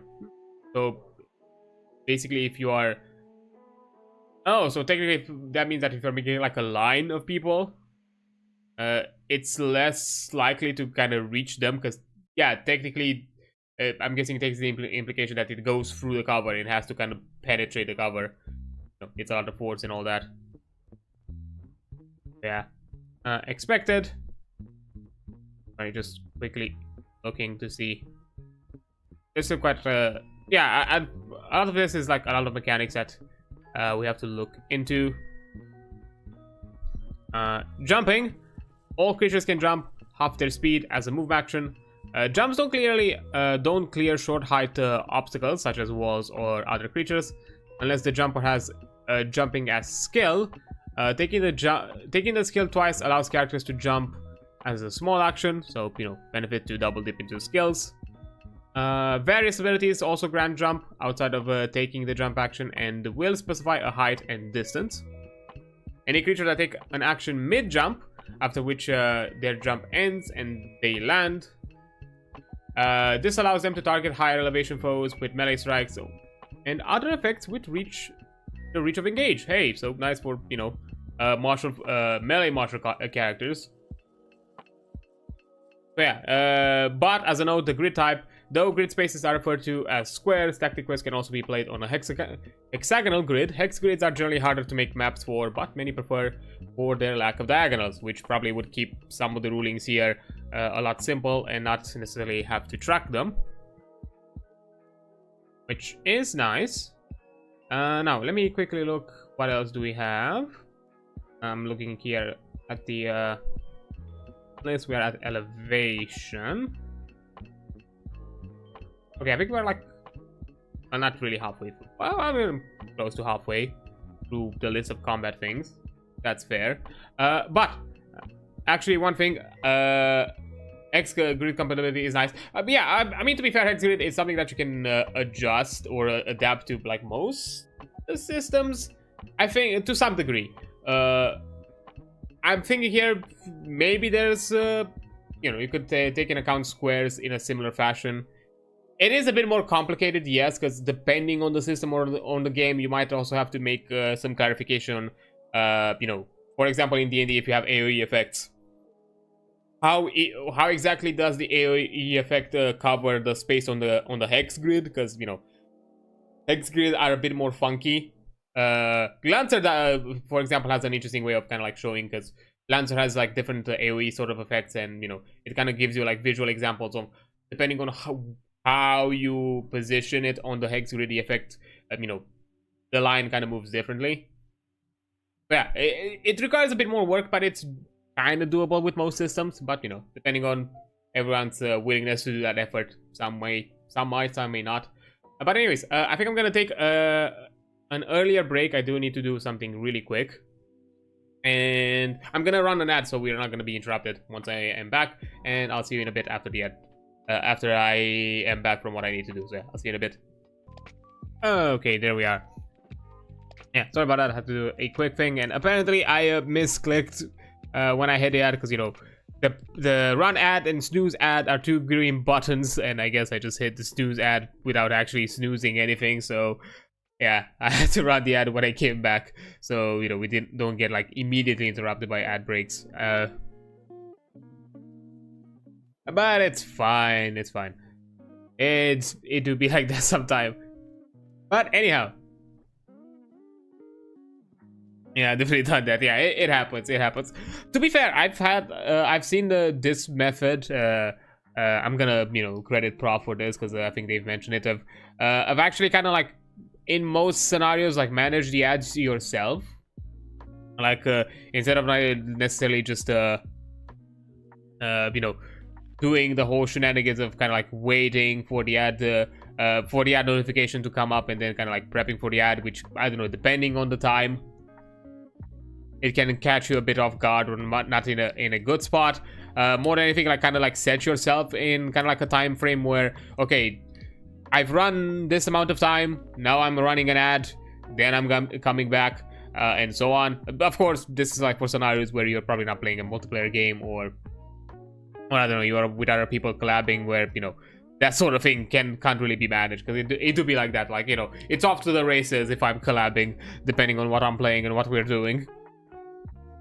But I think like it's a lot more manageable. Like, yeah, still keep the auto ads, but instead of waiting until you're getting to the point where the ad timer comes up, you just set yourself, I don't know, 50 minutes since since the ad has started, or since you've taken your ad break, or since you came back. So that way you have a bit of a breathing room to do your things, and we can and with that 50 minutes at very least you can at least adjust, because you have that expectation and you're not really putting yourself at the very limit. I don't know, it's something that I'm thinking of. I might consider on experimenting, seeing how that goes. Because at the very least, I've had moments, at least with some of the solo single player sessions, where I've always like done a bit of content that got too close to like the ad timer, and probably having a pause somewhat, set up a bit more in advance. Would have offered me a bit more flexibility instead of just doing it this way. I'm just thinking that maybe I'm taking like too often breaks that way than the usual, because it's still technically, if you start to add them up, they I think that's gonna be usually probably more breaks than normal, probably something like that. But anyhow, that's just general stream things that I'm still to consider and to like figure out. Like there's still like some setup things that I want to redo or re-improve and all that. One that I want to do, which I think which is probably gonna be like a fast one. I do want to look into the bot that auto enables the blue sky live notifications, because that's gonna be neat. Mostly because I don't know, blue sky has like a weirdly granular like status notification. Like, yeah, you have from like I'm live for 5 minutes up to like 4 hours, which is really weird to me. And it's weird that it's granular from 5 to 5 minutes, and I'm like, and it starts from 5 minutes, and I'm like, and to me that's odd, because like nobody's gonna set up a live notification for like 5 minutes, and what's the purpose of it? Nobody's gonna be live for 5 minutes. Like, it feels, I understand it's a beta and all that, but I feel like that kind of like passes the first logic test of most people. I think at the very least stream for an hour. So I don't know. I don't understand why didn't you start like the live notification from like 1 hour, and I would even say just even still being incremental, but not that incremental. And then add 15 minutes, like 1 hour 15, 1 hour and 30, 1:45, 2 hours, something like that. Like, it's still a bit more granular between the hours, so you still have a bit of flexibility, even though I could even say you could probably put it just by half hours instead. So 1 hour, 1:30, 2 hours, because I think even 15 minutes extra granularity is still a bit, not a lot, and still kind of small. But there could be those odd case scenarios maybe. So, for the sake of granularity, let's say 15 minutes. But not more than that. Like, I don't understand, like yeah, I'm gonna be live for 1 hour and 5 minutes. Really? Or like 1 hour and 10. Or something like that. That's... Like, it's weird. Like, it's extremely granular. Some people, like, mention that it feels like kind of very spaghetti codey in a way. To some extent. Oh, not necessarily spaghetti codey, but in a very kind of like... I don't know... print string sort of like numbers or something like that, where they're just auto generated and they're not necessarily thought out to be like in specific increments. And yeah, I would also like prefer to have the bot, because currently the longest you can set it up is for 4 hours, and most of my streams do not run for 4 hours. They run slightly above that.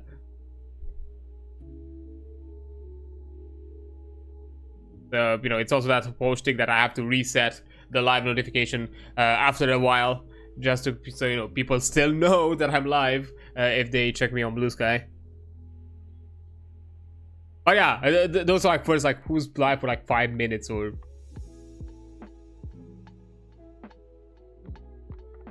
Yeah, that's still a bit odd. But anyways, tangents aside. So let's get back into discussions. Elevation. So rather than being tracked with squares in a vertical distance, is one of 3 measurements. You have grounded, which is not flying, or the same height as another creature. Short height, a ledge that a normal creature can easily climb to, is a short height above them. And tall height. A ledge out of reach of most creature is a tall height above them. These distances are relative. A rooftop might be a tall height to anyone standing in a city street, but short height to those already on the building's balcony, which it is itself a short height above the streets. So all attacks deal +1 damage against targets on a lower elevation. So kind of like I have the high ground Anakin sort of scenario. Range attacks have a -2 square and -4 square range respectively against foes a short or tall height above the attacker. Range attacks from a short or tall height have a +2 square and a +4 square range respectively. Understandable. Melee attacks can't target creatures at a tall height away at all. But I'm suspecting that you can do it at a short height because I'm guessing you're stabbing their shin if you're at the very least still adjacent with them. Which is fair. And, you know, speaking of heights, of elevations, next in line making a lot of sense is flight. Flying enemies can reach any elevation during their movement and remain there between turns. Though, while airborne, they are only considered a short height above creatures below them. Melee attacks and effects can only target engaged creatures. Must meet one of the following to hit a flying foe. Be done mid-jump. Be done from an elevation higher than the target is flying above. And be done while the character is grabbing the target. Flying creatures fall if knocked prone or if grabbed by anyone their size or larger, taking fall damage as normal. So again, still within that relative aspect, where the relativity it's even applied to the flyers themselves, but I like it. It allows a bit of flexibility, even for the melee martials classes. Like they still have the option of, hey, if you want to, you know, take a swing at the flying creature, you can.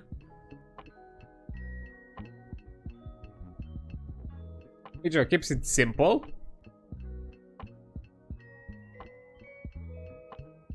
Then teleportation. And some abilities teleport the user or target, placing them on the ground in another space within the teleport's listed range. Teleporting a short height costs costs 2 squares of teleport range. Teleporting a tall height costs 4 squares additionally.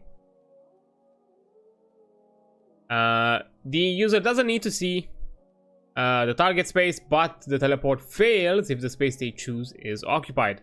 So you don't have like you're shunted in adjacent space. You're like, nope, you just cannot do it. So can be a bit risk reward. More risky, I would suppose, if you are trying to teleport in a location you have no visibility, because you have no idea what's beyond it or if you can even get there.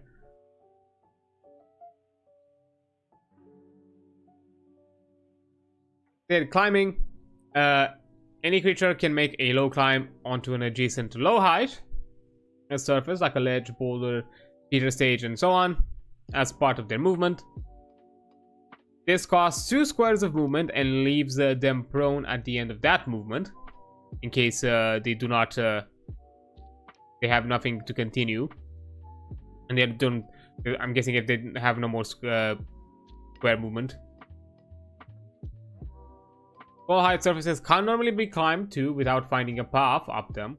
Tall heights with no path to them should be used sparingly, if ever. And the climbing skill allows you to climbing without being left prone. Having it taken twice allows climbing a tall height for 4 squares of movement.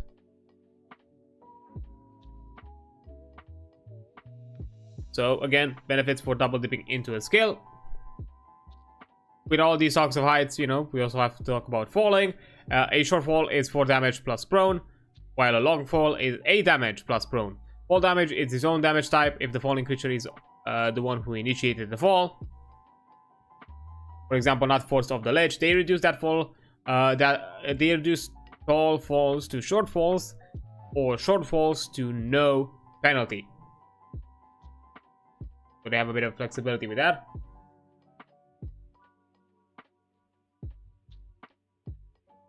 Difficult terrains, each square of movement instead costs 2, quite common.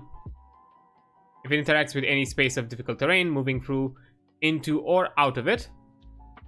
Total movement is rounded up as if halved, so 3 squares of movement through difficult terrain should be reduced to only 2. Technically even more forgiving than in some other systems, but they usually round it down. Then, breaking walls. Attacks may break a tier 0 wall by default, and can break walls 1 tier higher for each of the following they meet. The attack is with a weapon or tool well suited for this wall. Pickaxes for stone, shovel for dirt, and so on. The attacker is extraordinarily strong, so player characters with feats of strength count as 2 tiers if taken twice, or incredibly strong, such as an ogre. Yeah, the wall tiers sound nice. So, tiers. Tier 0 is something like glass windows, cloth tents. Tier 1 is unlocked doors or flimsy walls. Tier 2 is locked doors. Tier 3 is most buildings. Tier 4 is castle or cell walls. And Tier 5 is metal walls or solid stone. Summon walls ignore this mechanic entirely and simply have HP. Abilities that would let attack break stronger walls just deal 4 extra damage per tier. Nice. And large-scale destruction projects, for example, tearing down a small building, can be done with attacks and require a large number of people, tools, and time. Not all attacks can even damage walls. Gas clouds, psychic damage, attacks from small mice, etc. do nothing. Are needed. Big scene of player characters assaulting a castle and bashing down the gates. Nice. Yeah, I do like the kind of tier wall kind of aspect. I like this idea of kind of like putting things in category, and depending on your feats and tools, you have certain flexibilities.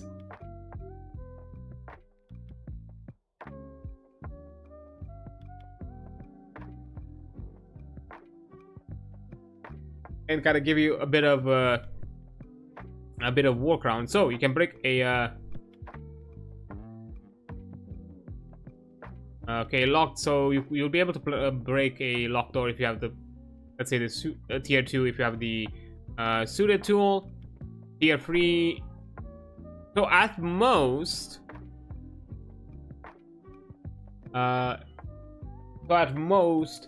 you can break down a castle war or cell bar if you really invest into strength and you have the proper tools.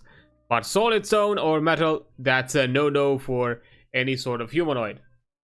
But yeah, I like this kind of idea because it kind of highlights those who invest a lot more into strength or into these kind of things, and also the aspect of, you know, having the right tool for the right job and not just bad, you know, metaphorically and literally bashing your head against the wall until something cracks.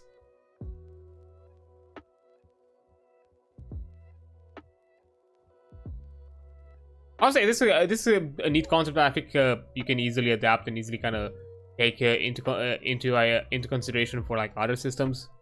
Well, just, you know, utilize maybe something like I don't know, proficiencies, score stats, anything of the sort, and just use this to kind of get an idea of who would be capable of what.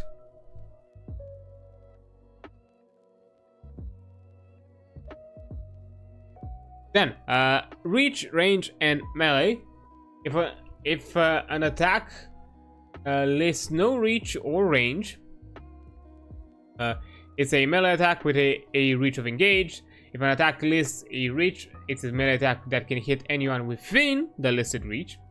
If it's an attack list as range or specifies a target that can be within a certain number of squares or up to that distance,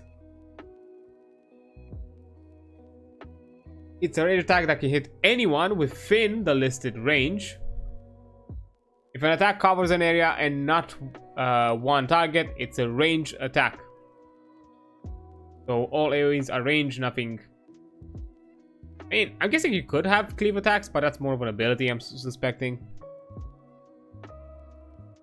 Now, when it comes to differences, range attacks can target aerial foes without jumping. Range attacks are affected by cover. Certain enemies resist range damage specifically.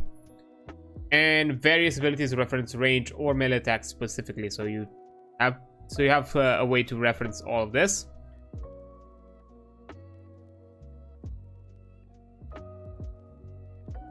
Then creature size. The creature size indicates how many squares they occupy in battle. Size 1 takes a single square. 2 or higher takes many squares up on each. That many squares up on each side. So size 2 is a 2x2 area of the battlefield, and so on and so forth. So classic. Also, hi there, Jan. How you doing? Oh shit, I'm late. No worries, no worries. It'll be like a. To be fair, it's not within my usual schedule. As I've mentioned before, I've moved it today because I want to check out Ensfield on Friday for its release. So, I wanted to start it as soon as possible within my streaming schedule. So that's gonna be a Friday because the release is on Thursday. So, yeah. And because I do prioritize TTRPGs and indies to be a mainstay across the week, I usually move them around the schedule instead of delaying them or canceling them, unless something else happens. But yeah, so it's fine because it's not usually within my normal schedule. So it's okay if some people don't necessarily are expecting or plan it out. Also, hi there. Nagto, how you doing? I'm fine. We are checking Tactiquest, which is actually linked and pinned into chat, so you can check it out there. It is available to get for free. It is near a diceless tactical tabletop RPG system. By near diceless, meaning that the only place where you utilize dice is to the setup, encounters, and scenarios, but that's kind of it. It's not used in any ways to determine outcomes or form any sort of resolution or to determine the end effect of some sort of action, ability, or anything else of the sorts. It's just used to set up certain scenarios, and that's it. Anything else comes up to the tactical and strategic decisions and plans of the players, and whatever abilities they have available based on class, species, and anything else in between, equipment that they have available. But it's almost a completely diceless system. At the very least, from the player's side, I would say I think it's mostly diceless. I think there's nothing that the player needs a dice for. I mean, you could use it for character creation if you want to randomize some elements of character creation, but that's it, like what class or species you're picking, but that's kind of it.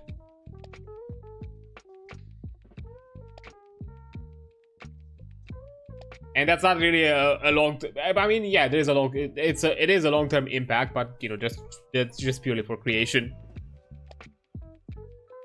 Yeah, it's being a diceless tactical RPG. It's quite obvious that it's focused more into the tactical combat sort of side of the kind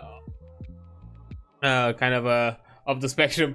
So the combat and the mechanics pillar is kind of the main focus for this game. It also has elements of resource management and resource and equipment management and or inventory management and things of that nature as well. Not necessarily as gritty and granular as, I don't know, some survival games out there, but it is important. They are a core part of the system and determine how you regain some of your resources back and things like that. And you have a limited amount, like supplies help you out with obtaining certain resources and certain HP back, and even there, depending on where you rest, you may not get as much back, because, you know, travel resting gives you like half of most of your resources, while a safe rest, which usually happens in a city or some sort of like civilized location, like an inn, and that one would give you like access to full resources. But the intended goal is that, you know, safe rests are few and far between. Usually they are kind of scattered between your supply run. So, you know, you stockpile supplies so you can do you know, you can do your adventures and have, you know, a sequence of, you know, travel resting, and depending on how the adventure goes, by the end of it, you should probably look into then a city to then resupply and do all that stuff again. Of course, inventory has similar things of, you know, how much you can carry, how much you can have on you, what exactly. It's mostly on a slot system kind of thing, like, you know, each item is cost you kind of a slot, where you have a number of slots available, and, you know, weight is also kind of taken account in similar fashions. But yeah, tangent aside, we were talking about right now, you know, because we are talking, I just mentioned that, you know, combat is the main pillar. We are actually looking at the combat chapter for the system. Right now we are looking through all the inner, you know, all the mechanics and systems that you need to keep in mind when running an encounter. And, you know, right now we were looking at creature size, which most of it is quite as common. You know, size and a half is still 1 square, but it can be shared with another wheeling one half size creature. And then you also have creatures that are flexible, which are noted with an F next to them, meaning that they can fit in one square areas even if larger. So I'm guessing maybe some weird voluminous gelatinous cube kind of thing. Oh, who knows, maybe some shapeshifters probably could also do that, just make themselves skinnier, twink themselves, I suppose.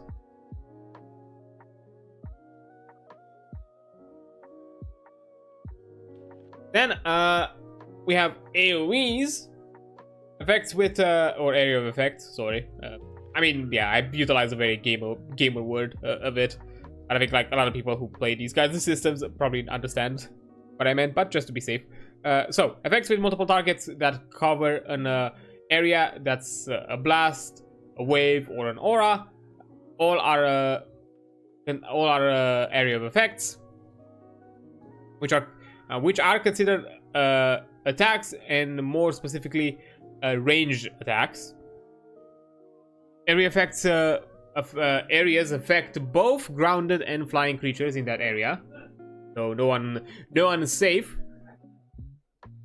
Blast are written as an area that's a number of square on each side. For example, 3x3, it's 3 squares on each side.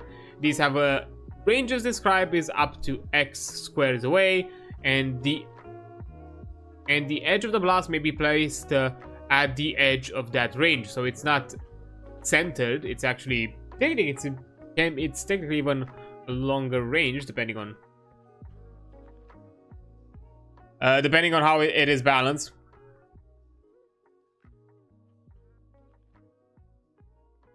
So waves are identical to blasts, but the edge of a wave must be placed next to a caster instead of having a range. So, you know, because, you know, waves are kind of like a line sort of effect. Auras emanate from a creature affecting all targets within X squares of that creature. So, you know, the creature is kind of the center point of the aura. And beams targets a space within range. All viable targets in between that space and the caster, if ambiguous, whether someone is in the area, they are. So if you're doing some odd sort of diagonal, even if technically the diagonal would kind of look like it wouldn't hit, it might have hit. It might actually hit. so no one's safe from diagonal beams. Because those are always the funkiest ones to like figure out. Or like not even like full diagonal, like some slightly, you know, over or below 90 degrees.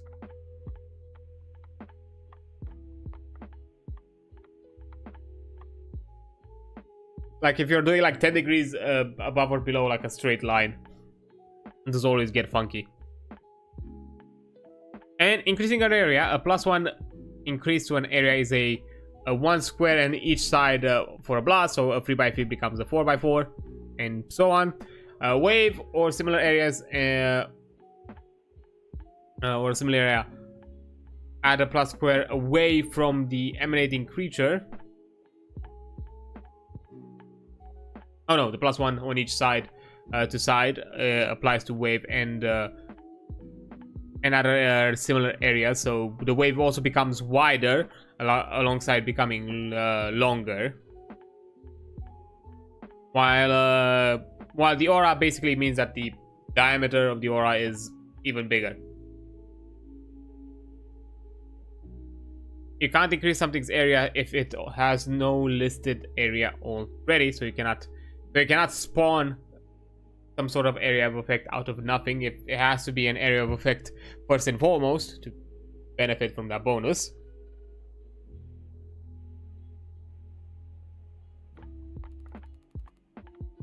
Or checking where we are progress-wise, I think fine. Now that we've talked about all these range things that are happening, let's look into visibility. Various effects like fog clouds, fighting in dark, and so on, all limit visibility.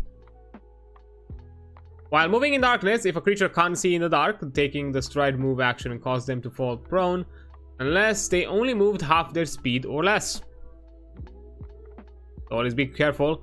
Watch where you're stepping on into the dark. Attacking obscure foes. To directly attack a creature you can't see, you must be both engaged with and have some sort of situational advantage.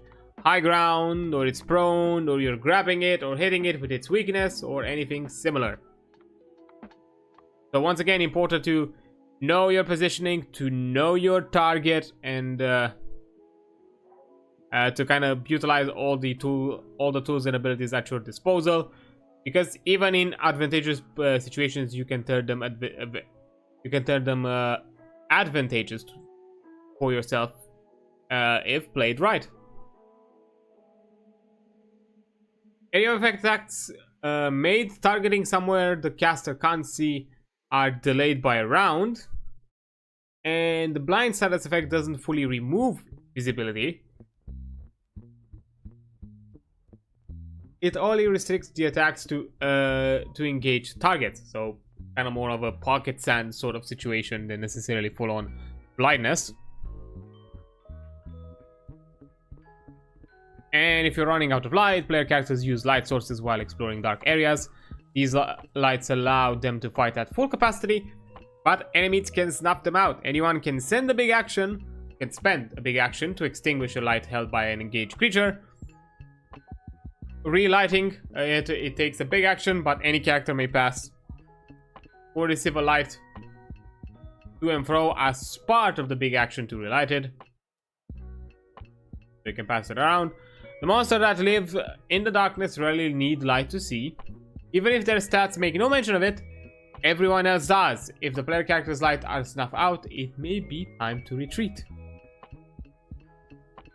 Always keep that in mind of what's happening around you, as you may never know. Then, status effects. Because we were already talking about blindness and all that. Blind, all attacks and abilities have reach and range half.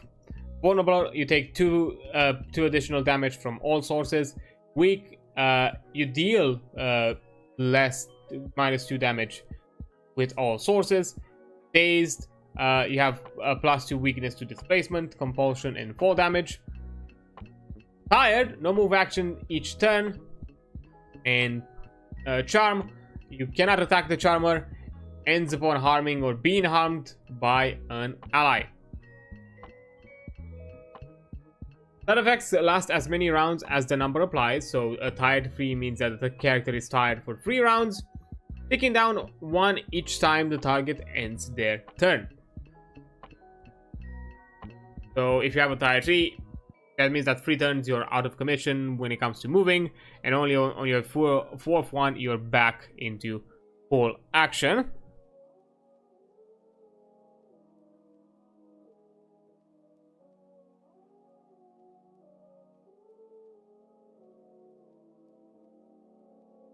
Quite interesting though that the charm effect also ends up on the charmed attacking,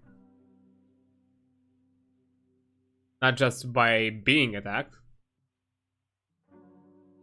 Now, as other conditions, you have grab. Being grabbed by someone your size or larger reduces your movement to 1 square and halves their movement. Being grabbed by someone smaller than you reduces your movement by 1 square, and their movement is to 1 square. So technically both of you are kind of like locked in. And as it also mentioned here in the table, either way, when one moves, both move. The grabber may end the grab as a free action, but not the same turn not on the same turn they grab the target. Escaping or freeing an ally from a grab is a big or move action. Grabbed creatures don't have reduced speed to move towards the grabber. That's not engage them. This also doesn't move the grabber.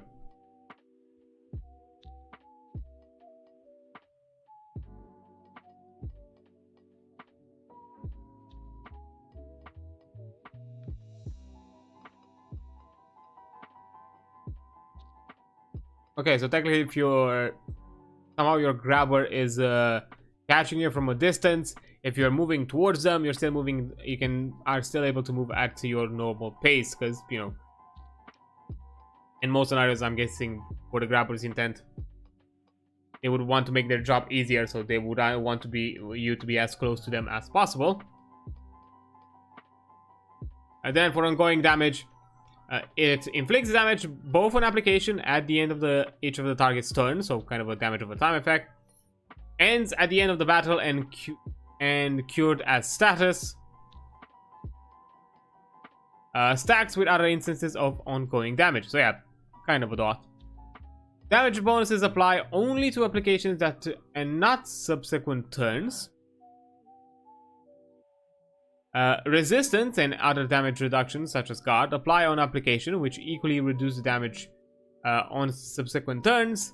If you get hit for 3 ongoing damage, if you're resisted by 1, you take 2 ongoing damage, causing you to lose 2 HP on application and 2 HP at the end of your subsequent turn.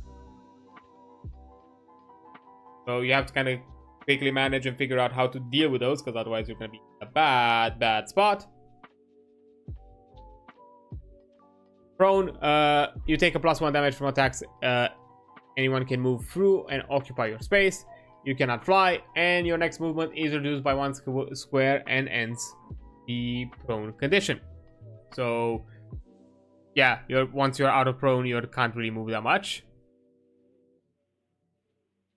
Quicken and slow, these modify the target's next movement and end once that move is taken, or they end their turn.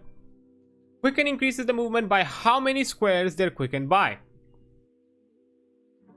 Slow likewise decreases movement.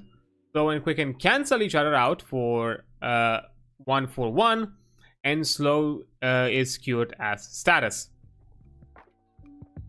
These only apply to movements that the target initiates, not displacement that forces them to move.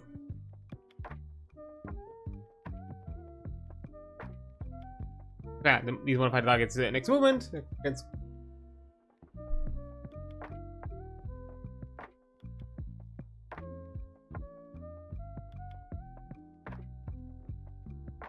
Fair enough.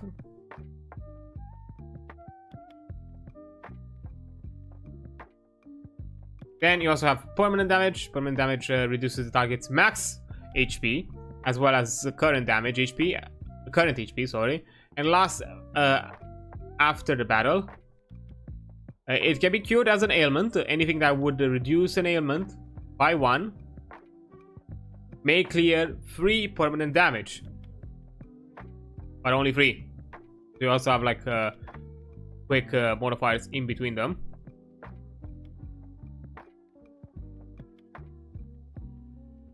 Then you have resistances, status effects, damage types, and force movements, and so on can be resisted by certain creatures.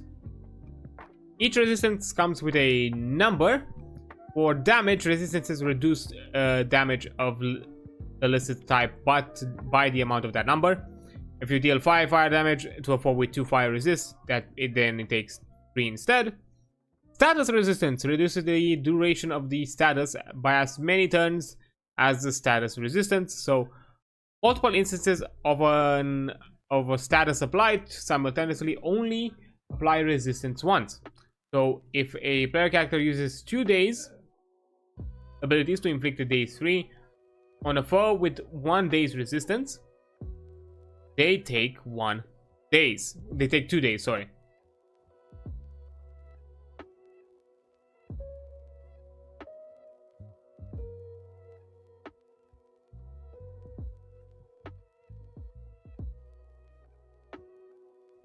So yeah, it's more so yeah, you're reducing it after you figure out the total sum, not necessarily by individual case. Displacement resistance reduces the square moved by that amount. Bigger creatures automatically get 1 resistance for each size bigger than the pusher. Weakness to displacements or compulsion allows moving the target that many more extra squares, depending on the number. And slow resistance reduces the amount of slowed by 1 square. Are needed of a combat scene against against a fleeing from a big stone knight or something else like that seems immune to normal attacks. Fair enough.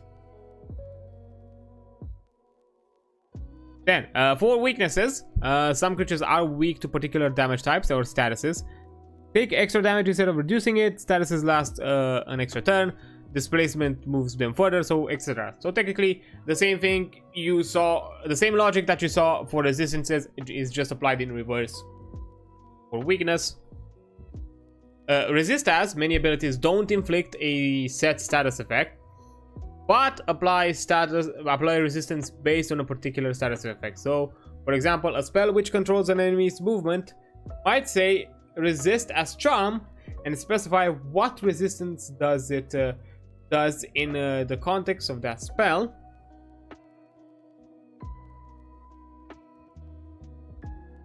So you might have like edge case scenarios of resistance, but those are like abilities or features or like spells, not necessarily the norm. They are the exception, not the rule.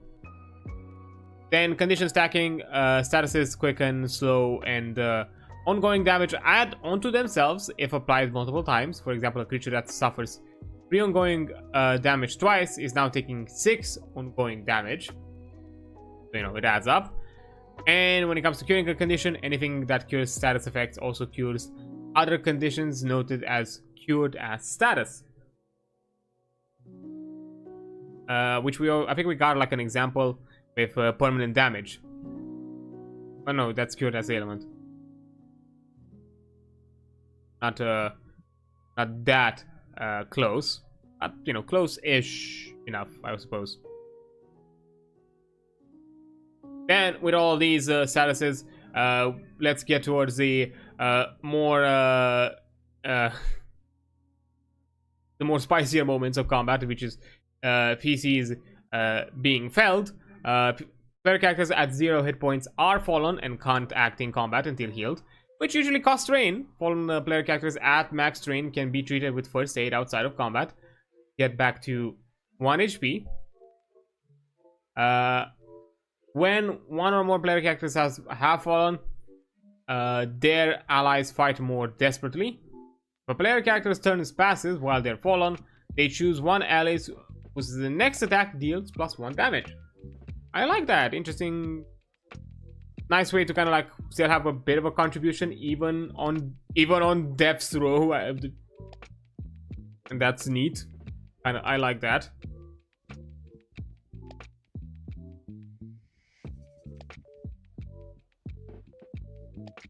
Then, sorry, I was just like rereading in case I was like missing something, but no. Then, with all of that, we have with all these put together and let them run through crazily and all that. And combat is then determined by victory, defeat, or retreat. Victory: when the player characters win a battle, usually by reducing all foes to 0 HP. Enemies that are sapient people are usually driven off or captured, and the player characters take any treasure they carried. Where monsters are usually slain, rewarding monster parts. So, you know, apply, you know, common sense. Sometimes, very rarely, a sentient, you know, sentient creature with, you know, their head on straight, would not, you know, fight to the death. So in most cases, reducing to 0 HP is more like reducing their will to fight. Player characters may rarely choose to kill a sapient enemy instead of driving them off, but this doesn't happen unless the player actively declares they're dealing lethal damage when felling an opponent. This might be for major villains that have killed or enslaved innocents, or for a player character avenging a loved one. Or the player characters might just be unscrupulous killers themselves. Hey, good old murder hobo party. It never gets old. Player characters that kill anyone who gets in their way will find themselves feared and hated by any normal people they meet, as known mass murderers. But this should not happen for most groups and is outside the game's expected tone. Should is doing a lot of work here. Should. Of course, as a game master, you should, you know, enforce or at least clarify what are your expectations of what exactly you are looking for within the campaign that you're running. That, hey, we're not here to be like mass murderers. Or if you decide to go into that route and mostly just basically execute everyone around you, there are gonna be significant social and probably even economics or survival sort of consequences. Some people might refuse your service out of fear or out of hatred. Certain social scenarios will no longer be available because of your infamous reputations, and who knows, maybe you're gonna have the coppers on your ass and trying to, you know, put you behind bars or something else of that reason. But as an optional rule, you have deadly combat. If the player character is at max strain when felled, they cannot be healed and they die after a few last words. The rest of the party can retreat at no cost when a player character dies. This rule is not recommended for most games, but it does add tension and danger. Only use if your group is excited to die. I can understand a lot of people don't necessarily look into that. They get attached to their characters and want to play their characters and enjoy to, you know, kind of get through that experience for as long as possible. So I get that sometimes putting this aspect of lethality is not it may not sound fun for them. So that's completely fine. Again, as I said, I'm the type that kind of like goes with the flow, rolls with the punches. If my character dies, it dies. I may be sad, I may be, oh well, it happened, but I'm not gonna be like, oh, I'm not gonna like, you know, I'm not gonna like, you know, Felix, you know, feel like now, you know, my experience has soured or anything like that. Then, because, you know, we talked about death, let's talk about defeat. If player characters, all player characters in combat are felled, they usually escape with their lives at the cost of serious consequences. The villain defeating the party gets what they want, or the player characters might be captured or robbed, depending on the enemy's motives. If an enemy aims to kill the player characters, either an exceptionally evil villain or an undead or other terrible monster, they kill only one player character and the rest escape with their lives. Any player can take this opportunity to sacrifice their playable character, so everyone else may flee. But if no one is willing to, the enemy chooses. So that's interesting. That I do like it, because you can have a story reason to like kind of let the player who's willing to take the punch. But if nobody wants to, then yeah, it's up to the game master. So depending, you might want that, you may not want that. One of the goals for how this game handles death is that is for it only to be on the table sometimes and result in a single player character death instead of the whole party dying. Since I think individual PC deaths tend to be a lot more interesting than TPKs. Yes, they create a lot of interesting character moments, character story. Both, you know, players reflecting on the dead PC, whatever interactions between the living PC is gonna happen as the outcome and consequence of their death, and equally what's gonna be the interaction and cautiousness when the new player character is gonna run into the fold, or gonna be somehow like shoot in, and not necessarily shoot in, but introduced through the scarred group, and how exactly all of that is gonna be handled. Some people kind of approach that kind of like therapist option where, you know, whatever the second character is going to be, they're probably going to be there to help out with mooring the character. Maybe someone who's going to take the place. In some cases, hey, I'm their twin brother that almost is identical, just, I don't know, with a mustache or something. Yeah, and clearly it's with the especially with the intent of offering the choice for the group to see, like, hey, which one of you wants to be the one that dies. It can also allow for the players to kind of decide their story moment and decide what feels most fitting. Either, you know, they convene with it as a group, or somebody decides, like, you know what, my death would create something interesting out of this. I'll take the bullet, and so on.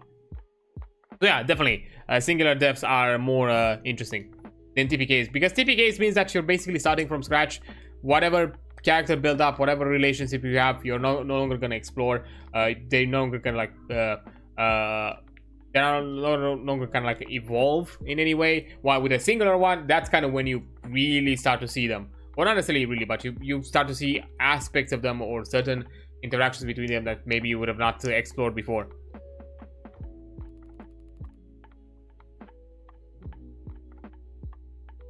Then an alternative of death is also death by strain. Player characters forced over their max strain also die. This is also rare, as the only opponents able to do so are usually the ones that would kill the player characters anyway, such as undead. So again, quite rare to see that. Also, and as I've said before, even with the most deadly of encounters, retreat is an option. So the player characters can flee combat at any time as long as there is a path to do so. This does have a few consequences. The enemy remains as a threat and is free to continue hunting the player characters or enacting their schemes. They generally have the upper hand and don't have to worry about the player characters intervening without another fight. If the player characters are desperate to avoid another combat encounter with whatever they are fleeing, they can do so at the cost of losing progress. They must leave the adventure site they're in, unless already trying to leave. Then they end up going in deeper. Or if they're traveling the wilderness, the next march they travel is in a random direction, so you roll the die. Or the player characters might also want to retreat back to terrain where they have an advantage. This is generally resolved in combat. Retreating somewhere much further away lets foes gather reinforcements or make other preparations before rejoining the fight. So again, strategic choices depending on your current resources, your current willingness to fight again, and many other factors. Those monsters are also marked with a little skull, so the game master knows they might kill you. I should mention that in the book. Yeah, that's fair. But I'm considering that this is more of an element that, you know, the game master might need to know, and most of the monsters and majority, or if not all the monsters, are available in the game mastery guide. I'm guessing as long as it's referenced there, and then that's good enough.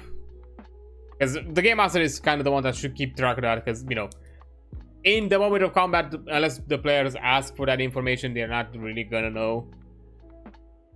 Or if they even should be asking, because this one could be one of the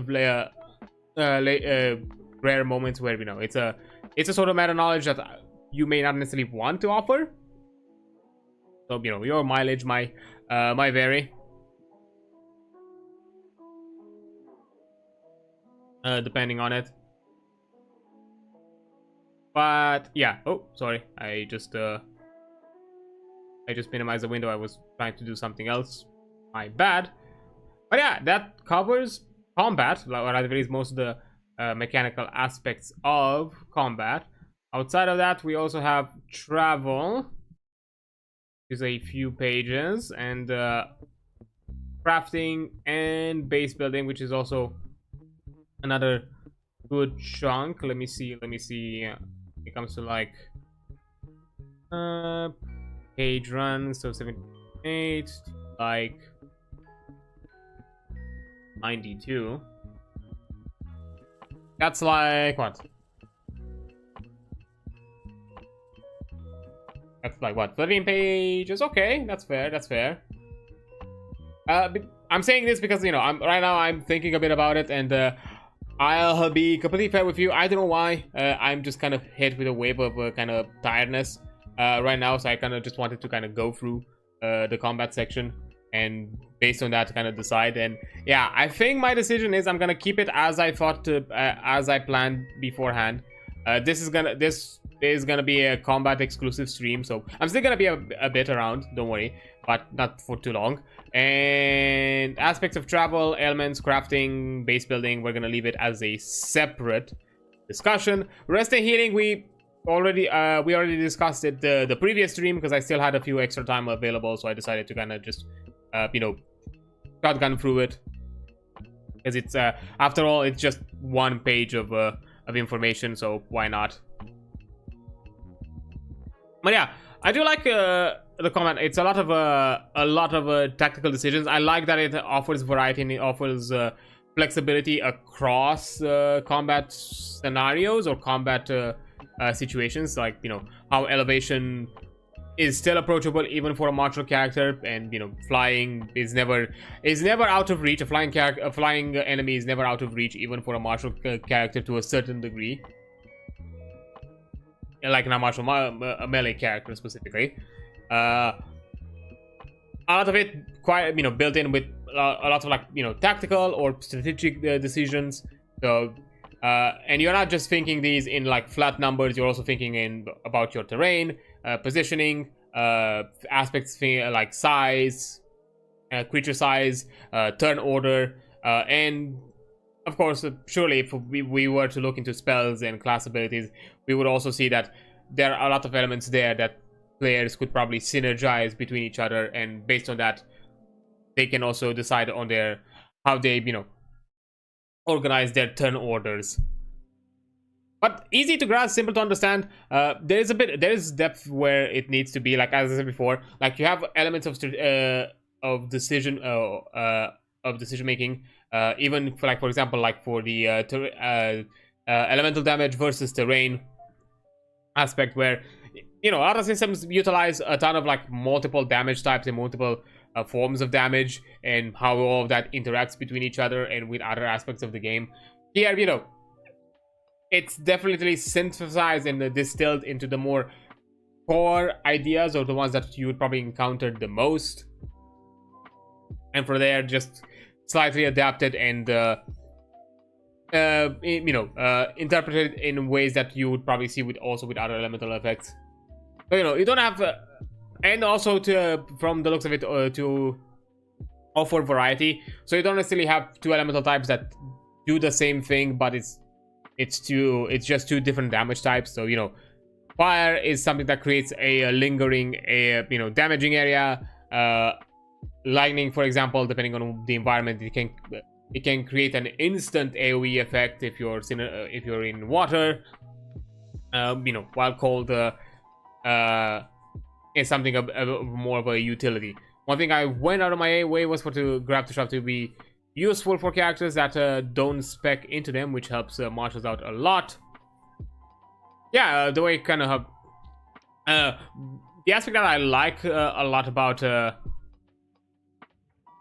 let's see, is it here? 30 page was it?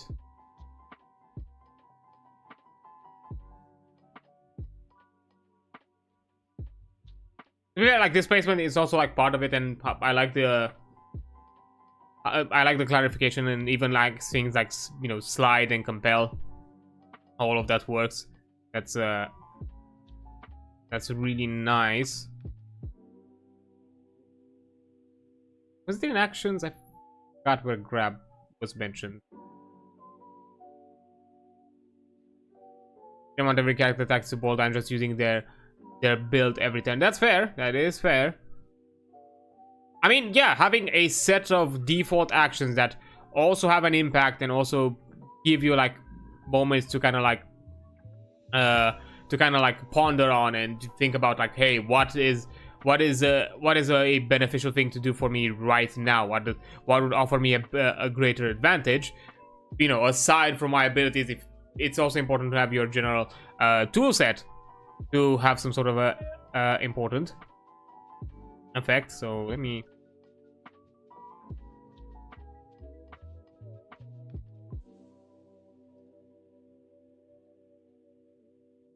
Oh yeah, other conditions. Grab.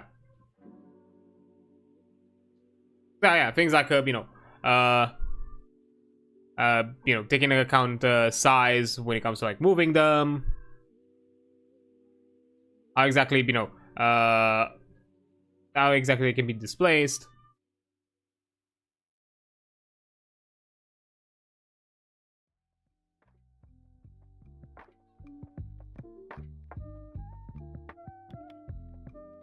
And you know, and the aspect of you know,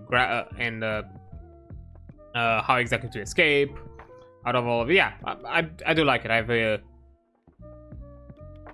it feels most the thing that I enjoy the most is it's pretty clear cut and simplistic. Like to be fair, in this scenario, it's because, you know, you don't have like dice to determine this. You're just utilizing a resource to get this effect, and it happens.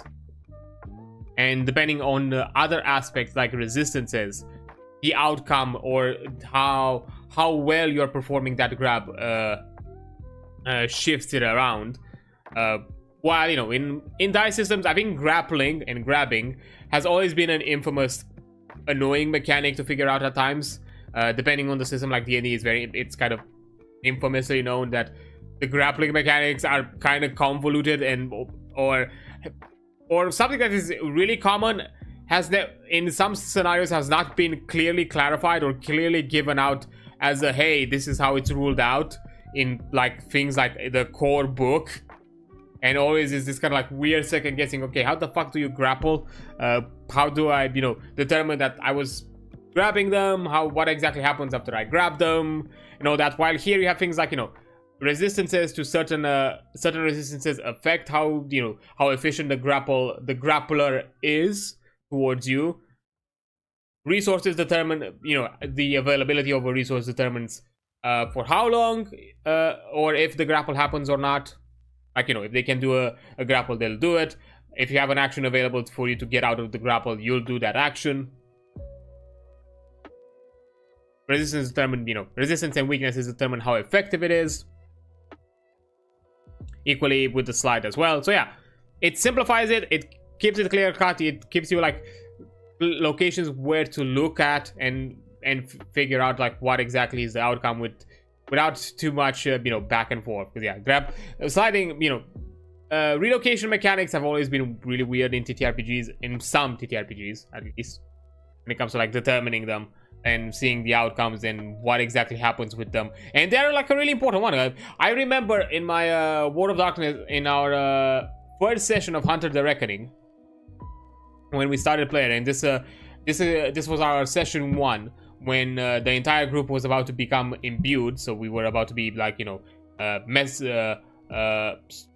you know, supernaturally powered humans by the messengers. But the first combat encounter with zombies, which was with zombies, was as normal humans. And most of us, or at the very least a few of us, you know, we went under, you know, the pretense of that scenario was you're going to a funeral.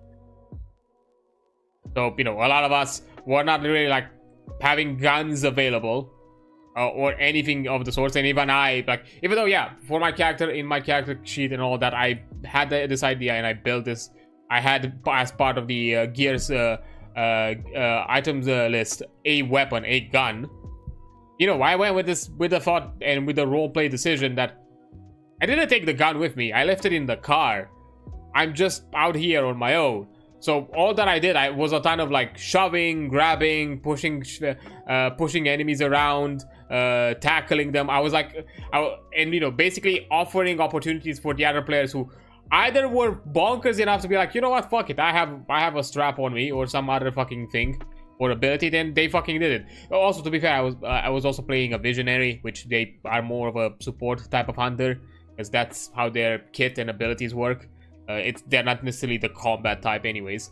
So yeah, I've kind of utilized that to be like, okay, I'm just using all these kind of like tackling, wrestling shit to just help out my group, and they do the killing blow. But yeah, these kinds of tools are important. They can shift the battlefield. It did in our case. But yeah, it's good to have them clear. It's good to have them clear cut, defined, and to determine what effects are available, how exactly you can resist them, how exactly you can make them better, and so on. But yeah, I think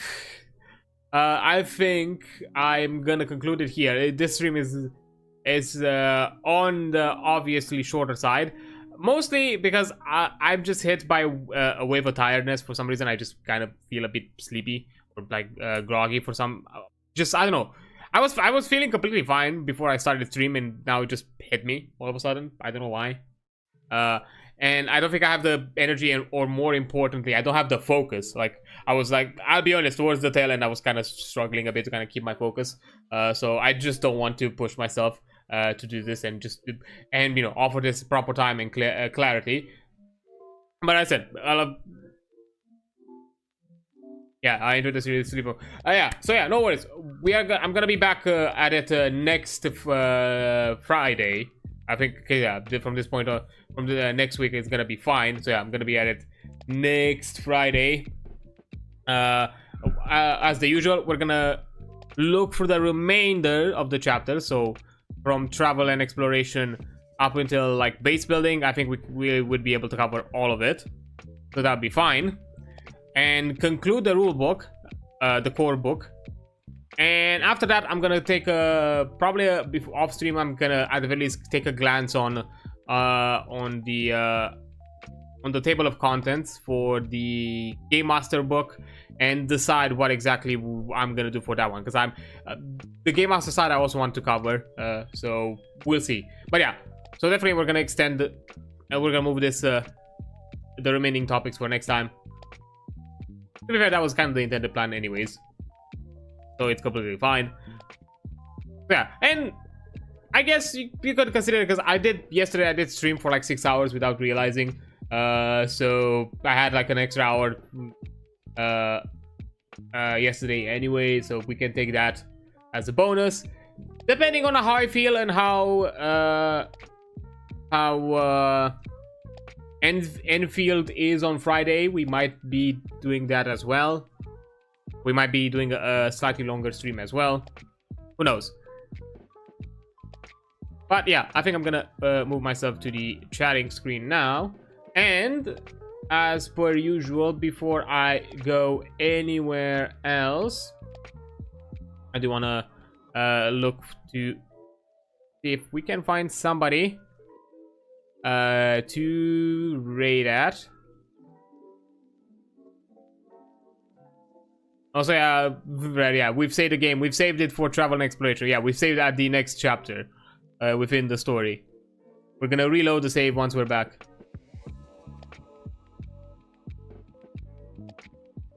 So, who to say hi to? Struggling.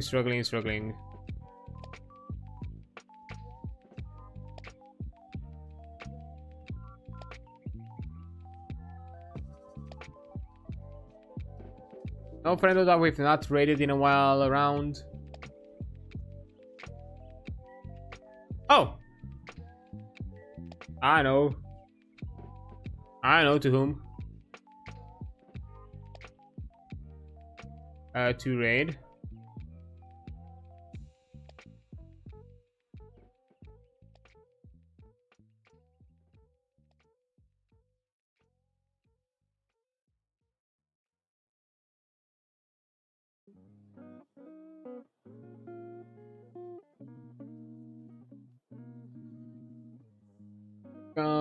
I'll set it up here. Oops. So let me copy this. A channel. And sorry. So we're going to Naruto's place. He's been around the stream a bit ago. I mean, he just started like 20 minutes ago. So yeah, they've been, I think, for a good chunk of the quick chunk of the stream, and then he jumped to his own thing. Currently playing Limbus Company. Vaguely, I've heard like a lot of talk about it and all that. So who knows? Maybe we'll also check it out at some point. I'll look into it. But yeah, that's it for today. A bit shorter. Yeah, sorry. Who knows? As I said, tomorrow, not tomorrow, Friday, because this is the end of the first half of streaming. So I'm gonna be back on Friday. I forgot to snooze the ads. Fuck it. I guess we're just gonna go. Yeah, we'll see how Enfields runs and all that, and I'll see you then. Thanks so much for being here. You've been amazing. Don't forget that. I'll see you on the flip side. Bye.